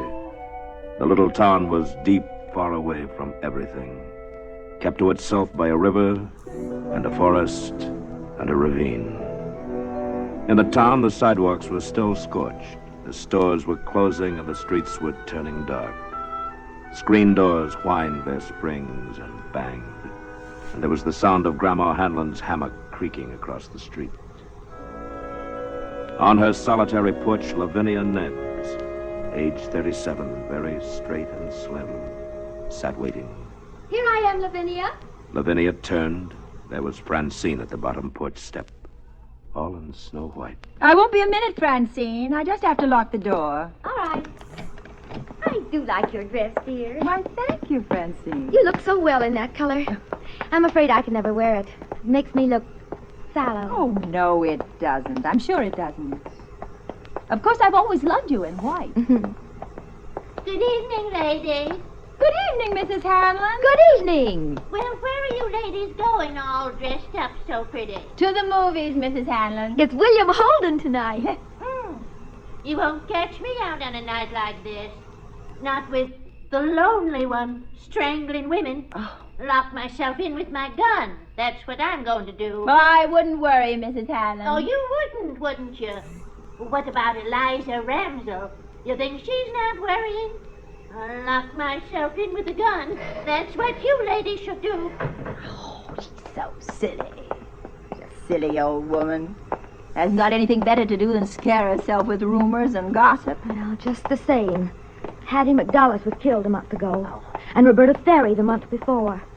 And now Eliza Ramsell disappeared. Eliza Ramsell walked off with a traveling salesman, if you ask me. But the others... Oh. Strangled. Oh, Francine.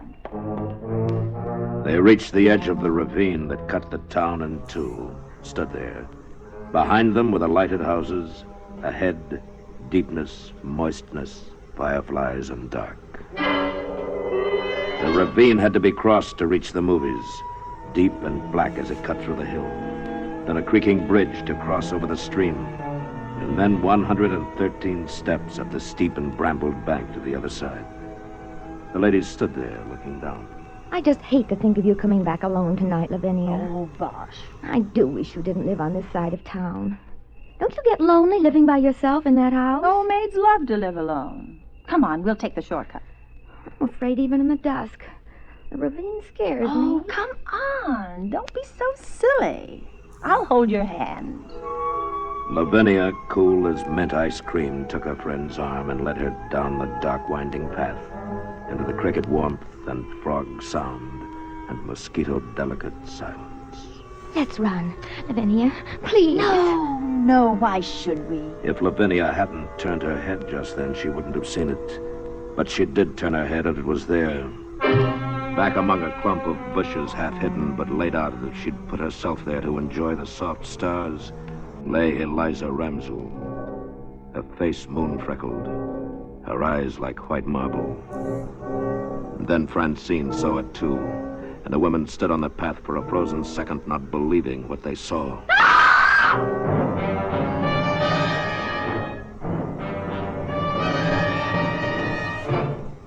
In a moment, we continue with the second act of Suspense.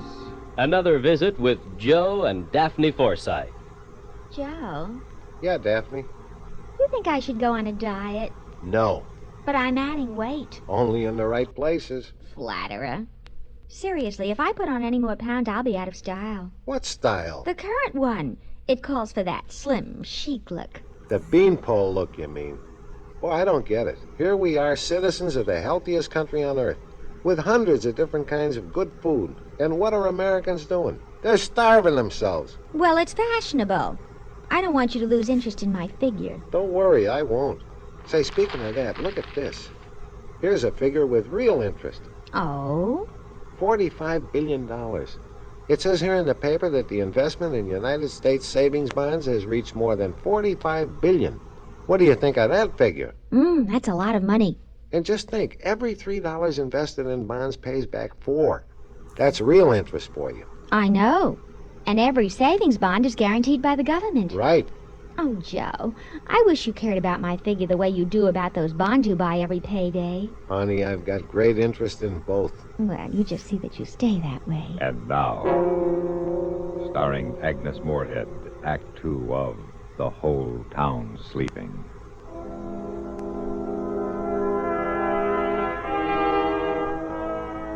And then the police came and darted their flashlights around in the shadows of the ravine.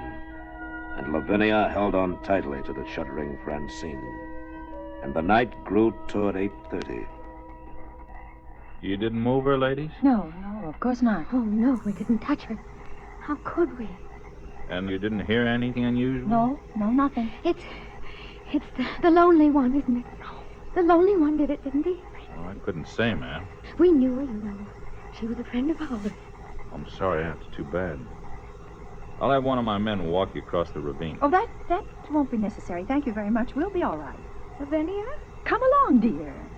I've never seen a dead person before. Come on. It's only a little after 8:30. We'll pick up Helen and get on to the show. The show? Lavinia, you don't mean it. Of course I do. We've got to forget about this. There's no good brooding about it. Now, if we hurry, we won't miss too much of the first feature.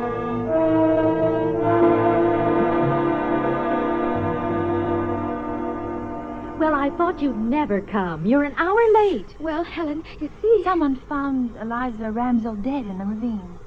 Oh, no. Who found her? Well, we don't know. How awful.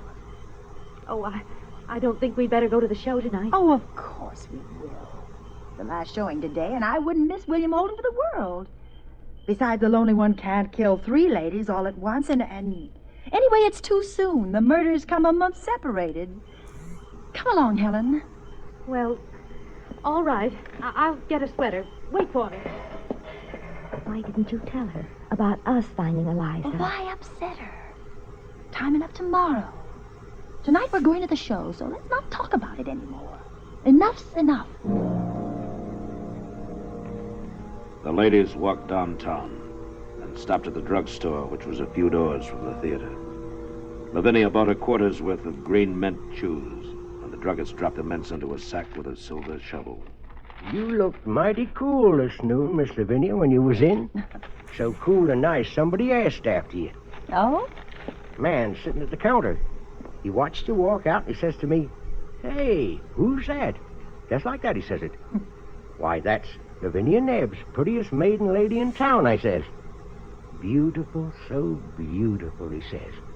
Where she live? You didn't give him her address. Well, now, I didn't give him the exact address. I said over on Park Street, near the ravine. Hope you didn't mind. Well, that settles it. We're going straight home.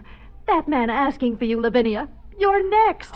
You want to be dead in that ravine? Oh, nonsense. I'm not going to miss the movie. You two can do what you want. I'm going.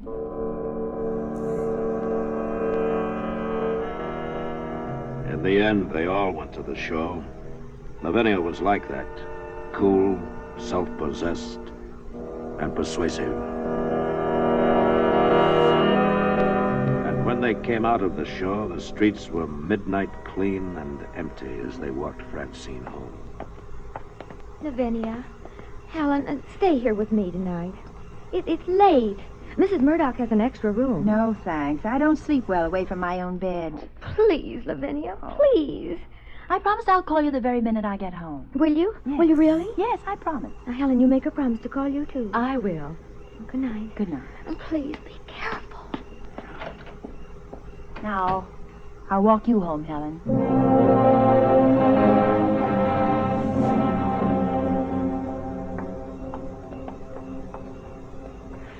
Well, I don't suppose it's any use asking you to stay with me, Lavinia. There's no reason for me to. You certainly acted strangely all evening. I'm just not afraid, that's all. And anyway, the lonely one wouldn't be around. Not now, with the police discovering Eliza's body and all. Oh, I feel so guilty. I'll be drinking a cup of coffee just about the time you get to the ravine. Oh, that awful bridge in the dark. Oh, you will call us the minute you get home, won't you? I won't sleep a wink if you don't. I promise you I'll call. Now, good night. Good night. Lavinia Nebbs walked down the midnight street, down the late summer silence.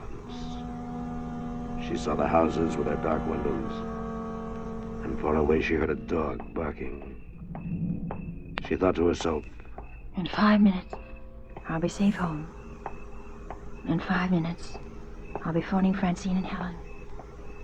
They're so silly. Like old hens. Old, I'm older than either of them.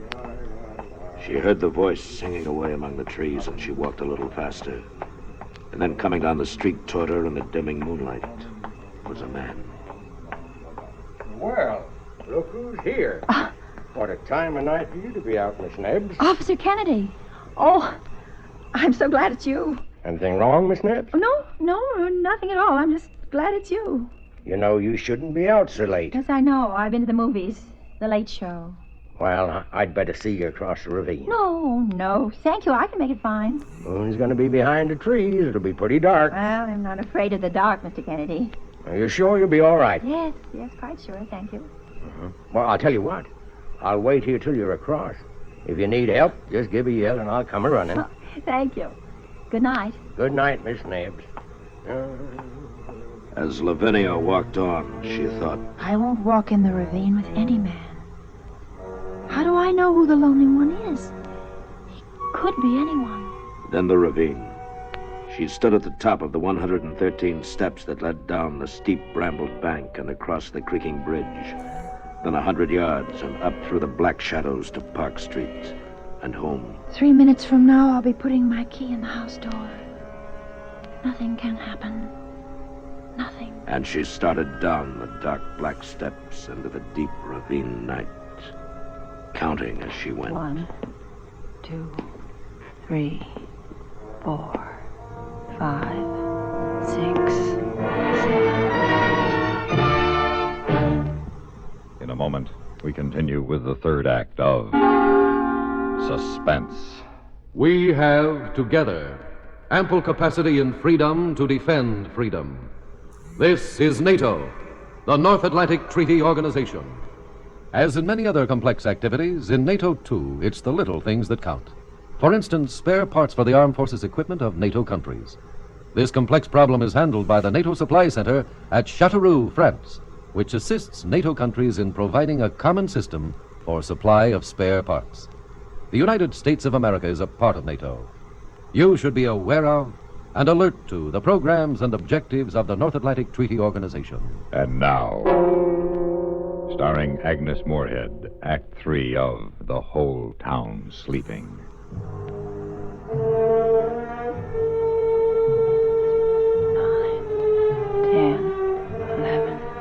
12, 13. And Lavinia 14, went down the steps, 15, counting as she went. 16. The ravine was deep, 18, and the world was gone. 19, The safe world of people in 21, bed. The locked 22, doors, the town, the drugstore, 24, theater, the lights. 25, Everything was gone. 27. Only the ravine existed and lived, 29, black and 30, huge about her. 31, 32, 33, 34. Nothing's happened, has it? No one around? Is there? 40, 41, 42, 43, 44, 45. Remember that old ghost story you told each other when you were children? About the dark man coming into your house and you upstairs in bed? And now he's at the first step coming up to your room. Now he's at the second step. now he's at the third and fourth and the fifth step. How you laughed and screamed at that story. And now the horrid man is at the 12th step, opening your door. And now he's standing by your bed. What? What? There at the bottom of the steps. There's a man. No. No, not. Now he's gone. He was waiting there. Oh. Well, there's nothing. It's empty. Nothing. There's nothing on the bridge. Oh, you fool. That story I told myself. How silly. Shall I call Mr. Kennedy? Did he hear me scream? Or did I scream? Maybe I only thought I did. And he didn't hear me at all. I'll go back up. I'll go to Helen's and sleep there tonight. No, it's near home now. Don't be silly.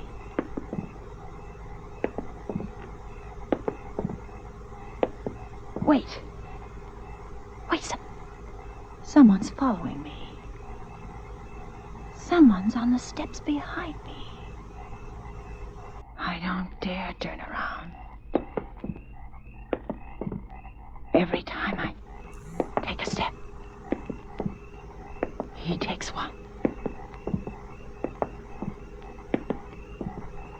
Officer Kennedy? Is that you?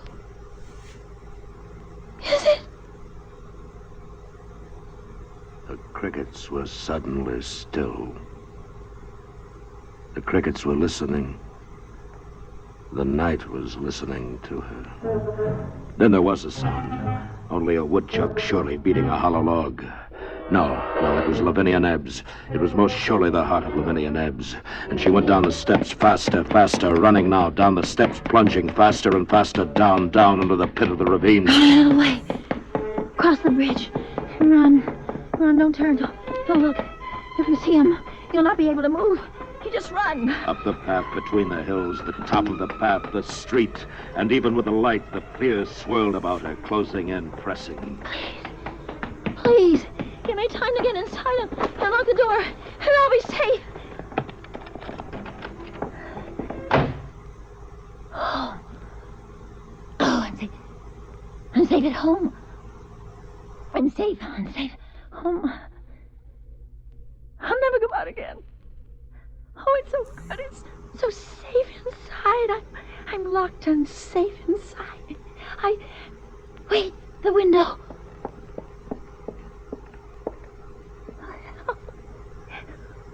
Wait, there's no one there at all.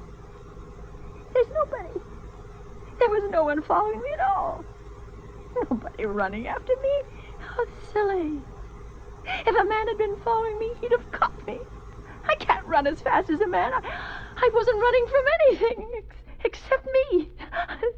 The ravine was safer than safe.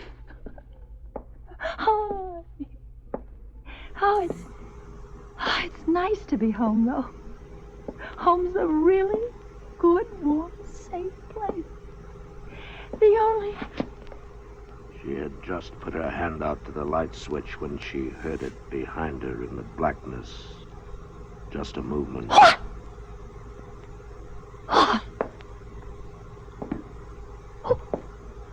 Who is it? Beautiful. So beautiful. Don't go near me. Don't go near me.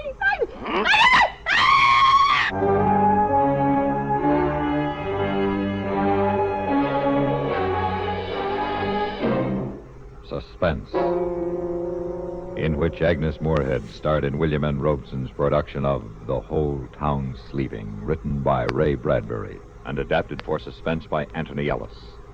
In just a moment, the names of the supporting players and a word about next week's story of Suspense. How are your brakes? Not the ones in your car. We're sure you keep those in tip-top working order. But how about your own brakes? Are they in working shape?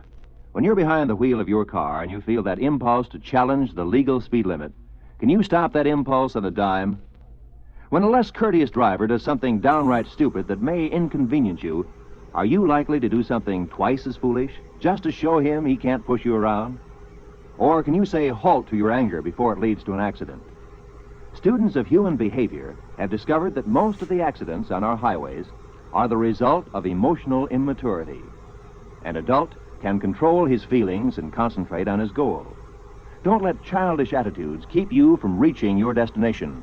When other drivers and traffic regulations annoy you, use the brakes in your head as quickly as you would the ones on your car. Remember, accidents don't have to happen. Supporting Agnes Moorehead and the whole town sleeping were William Conrad, Lorene Tuttle, Paula Winslow, Barney Phillips, and Charlie Lung. Listen. Listen again next week when we return with another tale well calculated to keep you in suspense.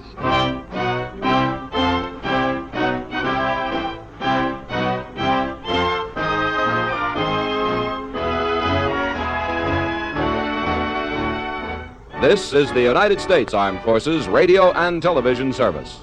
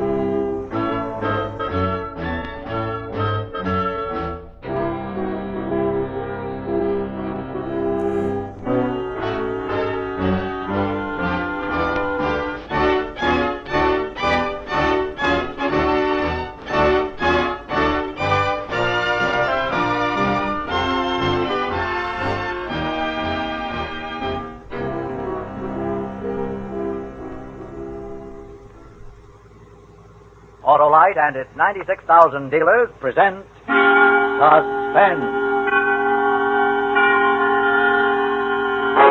Tonight, Autolite brings you True Report, a suspense play starring Pat O'Brien.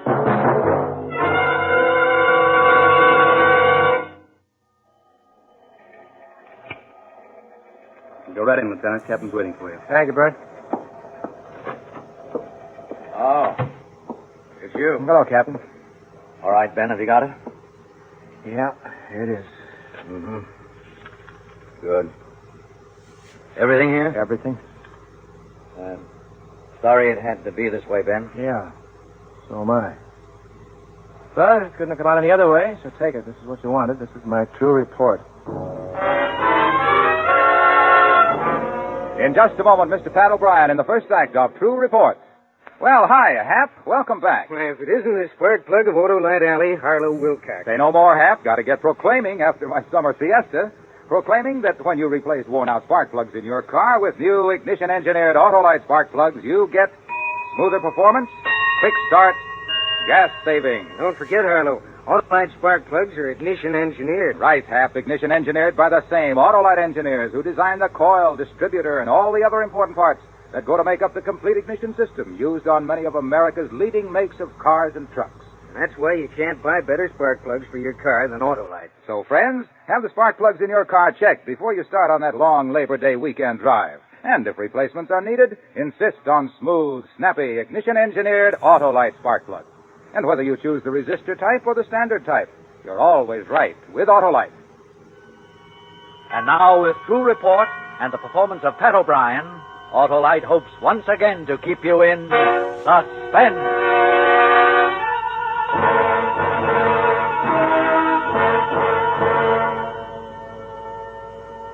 August 31.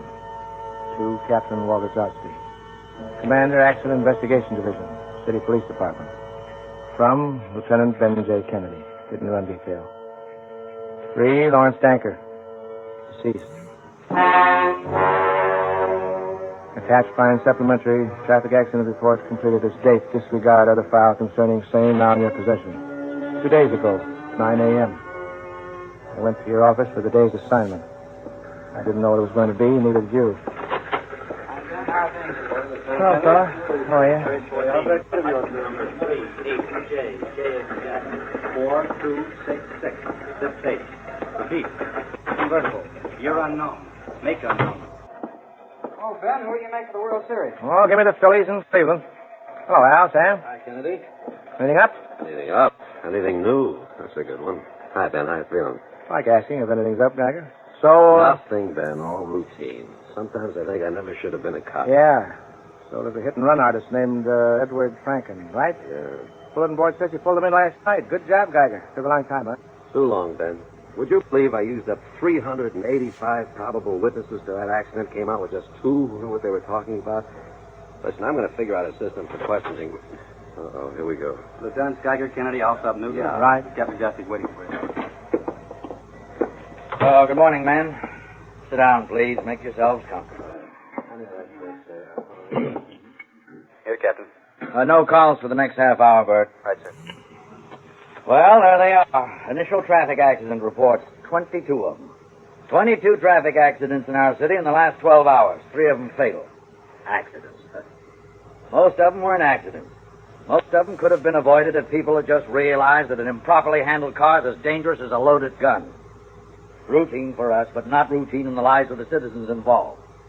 So let's get busy. Sam? Yes, sir? 9 different people wound up in emergency hospital last night. Police surgeon says 4 of them look like they won't make it. Here's the list, Sam.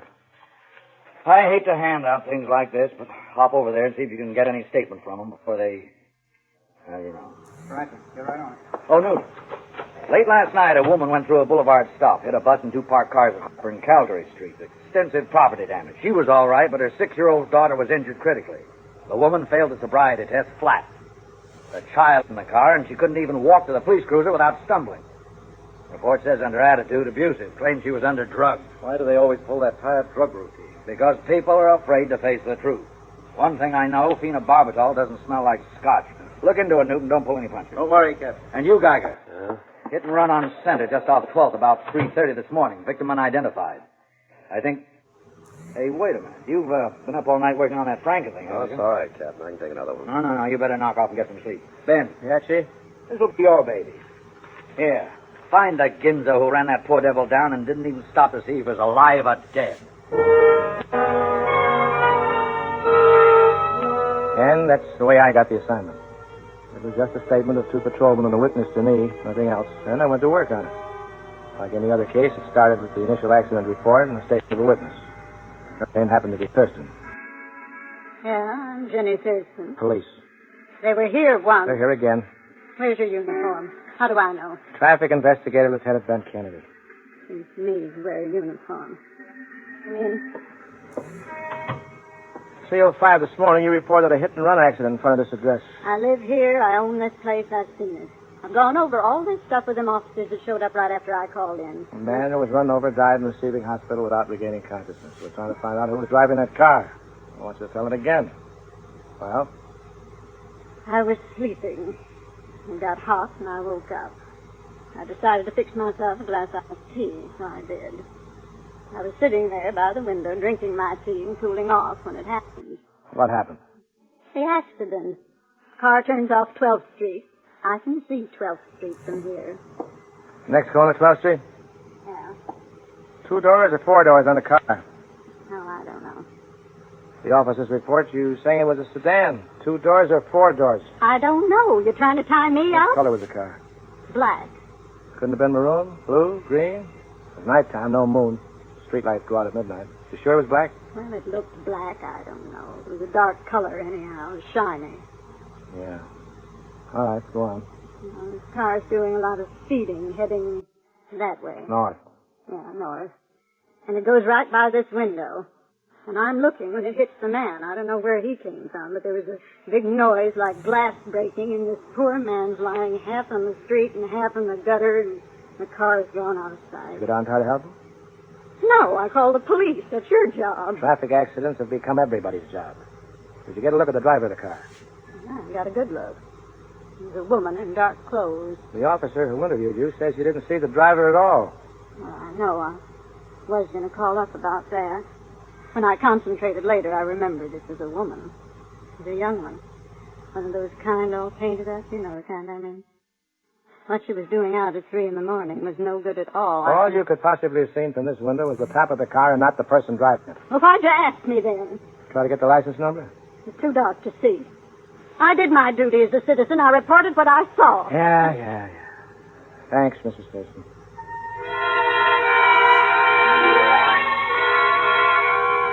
Jenny Thurston wasn't a very reliable witness, but she was the only one outside of the usual group of dream witnesses who have a lot to say about something they didn't see. She gave me enough to start on. I gave up after I'd talked to 30 people or so in the neighborhood and dropped by the morgue to look at the victim.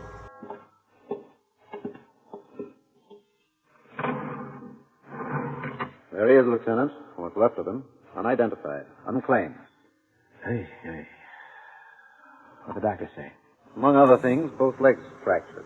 As well as the skull, as well as 5 ribs, as well as the neck, as well as a number Point of impact? glass particles and clothing near the hip. Both hips broken. Doc figures waist-high contact. High bumpers. That'd make it something before 1939. Of course, trucks have got high bumpers, Lieutenant. Big ones. But no big truck scrambles around a narrow street like Center. All right. I'm just trying to be useful. Internal? Both lungs collapsed. High rate of speed. Anything else? The glass they took out of them include the technicians now. How about paint? Not on the body, maybe on the clothes. Technicians have got those, too. Okay, that's about all I need from this witness. You can weave into the lineup now. This guy is still a John Doe. We've got his prints on the wire, hoping he'll be recorded somewhere, He's recorded somewhere, right downtown. Change that tag to Lawrence Danker. Lawrence Danker? That's his name. I arrested him in 1936 when I was on robbery detail. Small-time grifter. Jackrolling, bookmaking, breaking and entering. 13 previous arrests when I picked him up. You identify him? I'm identifying him.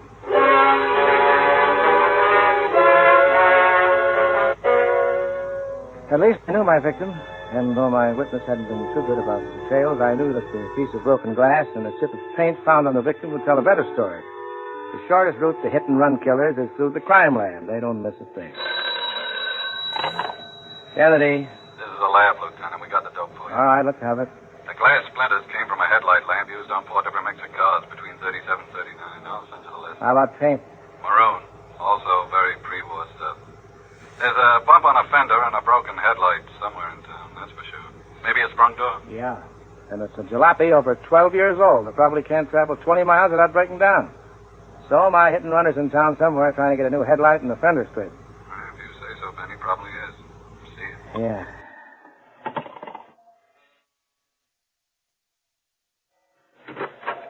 Yeah, son. You can cancel that Unit 1 that went out for a black sedan this morning. Direction goes like this. Dark maroon sedan, year 37, make unknown. Right front headlight shattered. Right front bumper dented. Got it? Got it.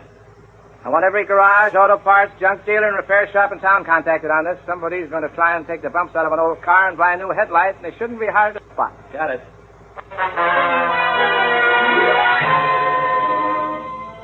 By 4 o'clock that afternoon, the bulletin was out. We knew what kind of car we were looking for, and I had 8 pairs of officers out doing the legwork. With luck, I expected to pick up in a matter of hours. Hi, man. Hello, Geiger. Hi. Had a tough one this time? No, not too tough. Say, I thought you were home sleeping. Oh, you know me. Got nothing else to do but be a cop. Need any help? No, thanks. Just a matter of time. Oh. How are things at home? Good. Charlie? It was last year. He goes into internship next April. Nice kid. You're lucky. Alice all right? Yeah, she's fine, thanks. Why are you coming over for dinner? Soon, I hope, Ben. I don't know what's with me. Even when I have time off now, I come sniffing around. Can't seem to stop being a cop. Well, so long, then. I'll see you. Okay, Geiger.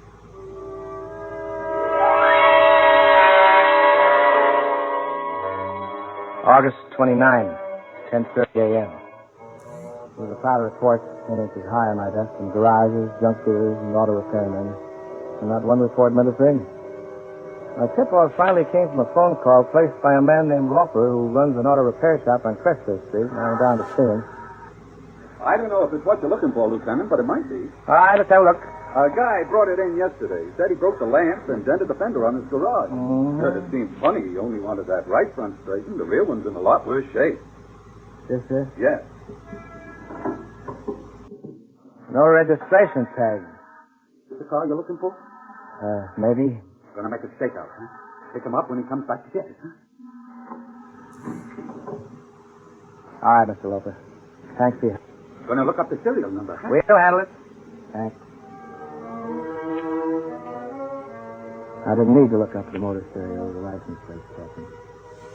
I knew who it belonged to, all right. I knew everything about it. From the shimmy in the right front wheel to the windshield wiper that squeaked. I bought it for Charlie his first year in college. It was my own son's car.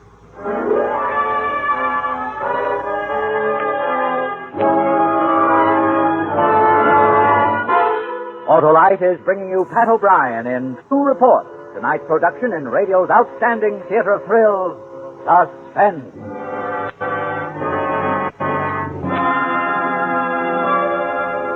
Friends, tomorrow starts the long Labor Day weekend.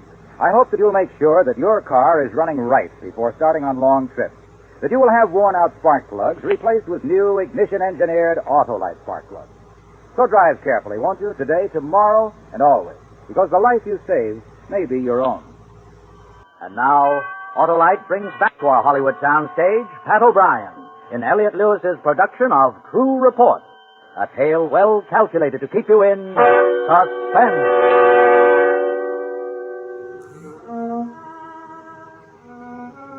Routine. You start with things you know for sure, like a traffic accident report and a statement of a witness. Like glass particles from the headlight and the smear of dark maroon paint, and you'll work with the medics and the crime technicians. All routine. And pretty soon you know what the car looks like and you start looking for it. But what do you do when you're a cop and you find the car and you're supposed to arrest your own son on a manslaughter charge? What do? I drove up to the State University that afternoon to have a talk with my suspect.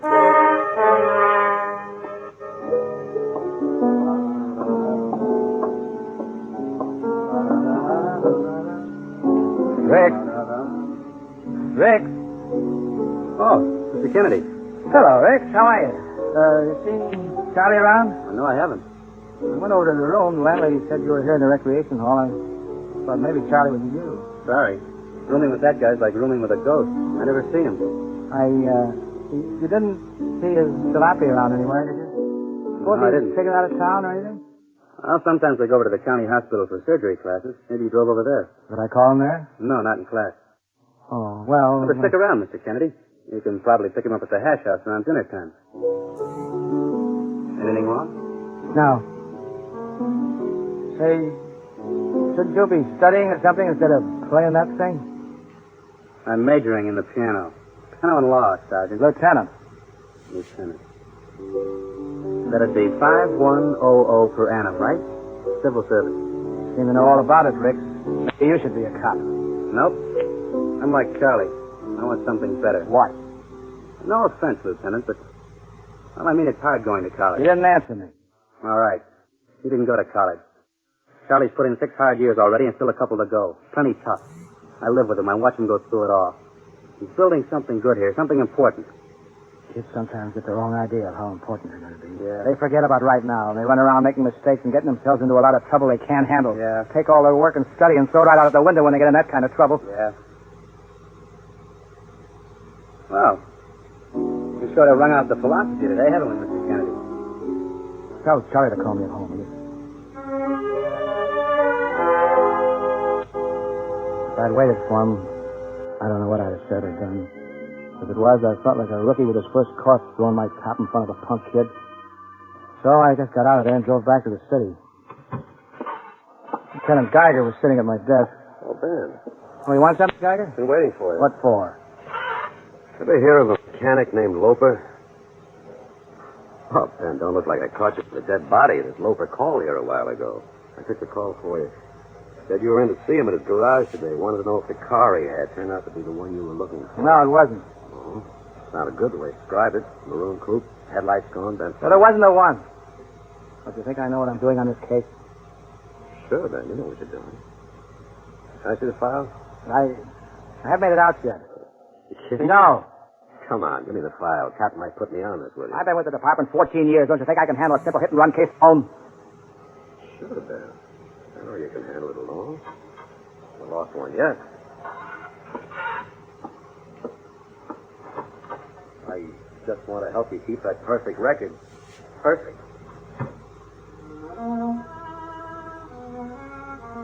I took the file home with me. I didn't want Geiger to see it until I was good and ready for him to see it. I couldn't believe that my son shot him. The kid I'd taught to drive myself. I couldn't believe that he'd ever kill anyone with his car. But there was the evidence in an auto body shop on Cresco Street, and I'd been on too many cases and dragged too many hit-and-run criminals in to start fooling myself now. And trying to tell Alice about it was like trying to tell her that Charlie had suddenly died. I just couldn't do it. Potatoes? Ben, potatoes? Oh, yeah, thanks. Miss Jennings came over today. She's in charge of the church bazaar. Told me my quota is 6 pies. I think I'll make up some of those graham cracker pies. The ones you always start eating before they even cool. Ben, they're not even listening to me. You can tell when you get that not listening look. Ben? What? Oh, I guess I've still got my mind on some things. You don't look well to me. You don't look at all well. Let me look at your eyes. Bloodshot. You've got a nervous twitch at the corner of your mouth. Your arthritis isn't hitting again, is it? I'm all right. You better have a doctor look at you. The next time Charlie comes home, I think he should give you a checkup from toe to tonsil. Well, don't give me that kind of a look. He's as good as a doctor already, only 2 years to go. I don't want Charlie checking up on my health. Oh, dear. You are upset. Work. Going badly. Another hit and run? Yeah, 12th and Center. I wish you weren't on that detail anymore. I wish I'd never been on it. Why, Ben, dear. If it weren't for men like you, it wouldn't be safe to walk on a city street these days. Every time you arrest a lawbreaker, you protect somebody's life. What do you know about it? Sometimes people will just get panicky and forget what they're doing. Then, Besides, the victim in this case was an old ex-con, a bum. Nobody cared whether he was alive or dead. That doesn't sound like you, Ben. He was a human being. Whoever struck him down should be found and punished to the limit of the law. Alice, suppose I had been driving that car. That's the most foolish thing I ever heard you say. It takes a certain kind of person to do something like that. A thoughtless, selfish person. You're not the kind. Not mine, or Charlie, nor anybody we know. Anyone's capable of doing it. Anyone's capable of driving thoughtlessly. Passing red lights, speeding just a little, even having an accident. Any of them are bad enough. But to run away with criminals. Forget whoever did it, Ben. I hope you get him quick, too. Because as long as that kind of person is free to drive a car, he's free to kill someone else. I couldn't sleep that night, thinking about the case, Chief. Charlie had a full, useful life in front of him. As a doctor, he could save hundreds of lives and pay back the one worthless life he took hundreds of times over. Justification? Maybe. But by midnight, I decided what I had to do. I stayed up all night and worked on my report. And I brought it down to your office the next morning. Is everything, Ben? Complete? No finish, huh? Finished as far as I'm concerned. Mm-hmm. Bird, is Geiger out there? Just walked in. Well, I want him right now. Ben, it's sometimes better if you talk it over with a couple of guys. Maybe. Oh, come in, Geiger. It's about that hit and run, the tanker case Kennedy's handled. Then you know more than I do. Kennedy's bogged down. I'm not bogged down. This case will never pan out. I only had one witness. All she could tell me was the car hit tanker. All the lab reports were guesses. Paint and glass. Paint and glass that could belong to 10,000 cars in this area. What about this garage man, Loper? Did that car... He was just looking for free publicity. He had a car and figured he'd get some mention in the paper. Well, if that wasn't the car, Ben, just keep looking. Maybe 1,000 cars later, you'll find the right Fed up with it. Well, Ben, we all get that way once in a while. I suppose we take you off the case. You're the captain. And, Geiger, I'm giving it to you. Here, you can take Ben's report and work from it. And that's just what I was waiting for you to do. Turn the whole thing over to Geiger. Didn't make any difference who you turned it over to. The phony clues I planted on it the night before would take 10 years to run down. And then I remembered Danker. Criminal, yes. but run down and left to die in the street. And I remembered my oath. Captain, that report... Oh, excuse me, Van. Yes, Sergeant? Someone to see you, Captain Jesse. Oh, who? Charles Kennedy, Lieutenant Kennedy's son. Send him in. No, tell him no. Ben, what's the matter with you? What goes on? Oh, Dad. I'm here. Come in, Charlie. What can I do for you?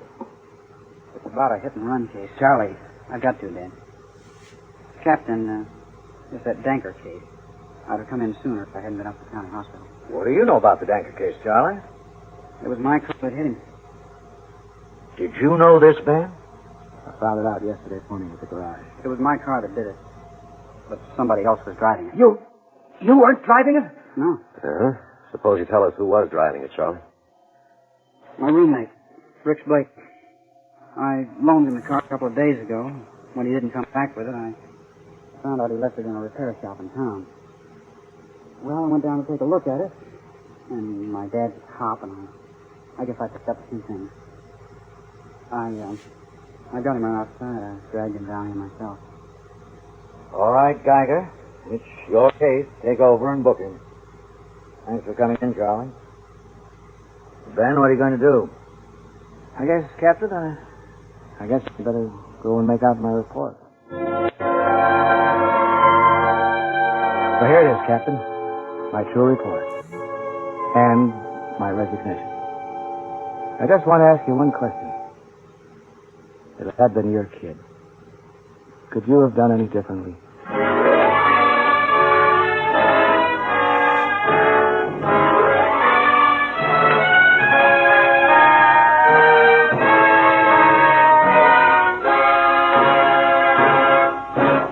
Suspense, presented by Autolite. Tonight's star, Pat O'Brien. Friends, Autolite has again opened Suspense's new season with a story that shows how unnecessarily tragic bad driving can be. Pat, that was grand performance. Harlow, you know how much I wanted to play Sergeant Kennedy. I sure liked the role, but I also wanted to do my part to help prevent highway accidents this Labor Day weekend. Driving accidents are horrible to the man, woman, or child injured or killed, and they're doubly horrible to their families. Death also always cheats each one of his greatest right in the world, the right to live. Now, tonight, on behalf of Ned Dearborn, President of the National Safety Council, it is my special privilege to present the National Safety Council's Public Interest Award to Mr. Royce G. Martin, Chairman of the Board and President of the Electric Autolite Company. Autolite, sponsor of Suspense, has won this distinguished Service to Safety Award for the second straight year. Thank you, Mr. O'Brien. Safety is as much our business as manufacturing, automotive, aviation, and marine products in our plants throughout the world. Autolite has always assisted all efforts of the great automotive industry to make America a safe driving nation. Tonight, on Suspense, Autolite repeats a message that can never be repeated enough. Drive carefully. The life you save may be your own. So let's all be interested this Labor Day weekend in two driving lives, our own and the other fellows. A lot of lives will be saved if we are. Thank you, Mr. Martin. Next week at the same time, Autolite will bring you Miss Ida Lupino in The Tip, a tale well calculated to keep you in suspense. Tonight's Suspense play was produced and directed by Elliott Lewis with music composed by Lucien Moraweck and conducted by Lud Gluskin. Parts of this program were transcribed. To Report is an original play written for Suspense by E. Jack Newman and John Michael Hayes. Pat O'Brien may now be seen in Johnny One-Eye. Autolite and its 96,000 dealers wish you all a happy, safe Labor Day weekend. Good driving, good night.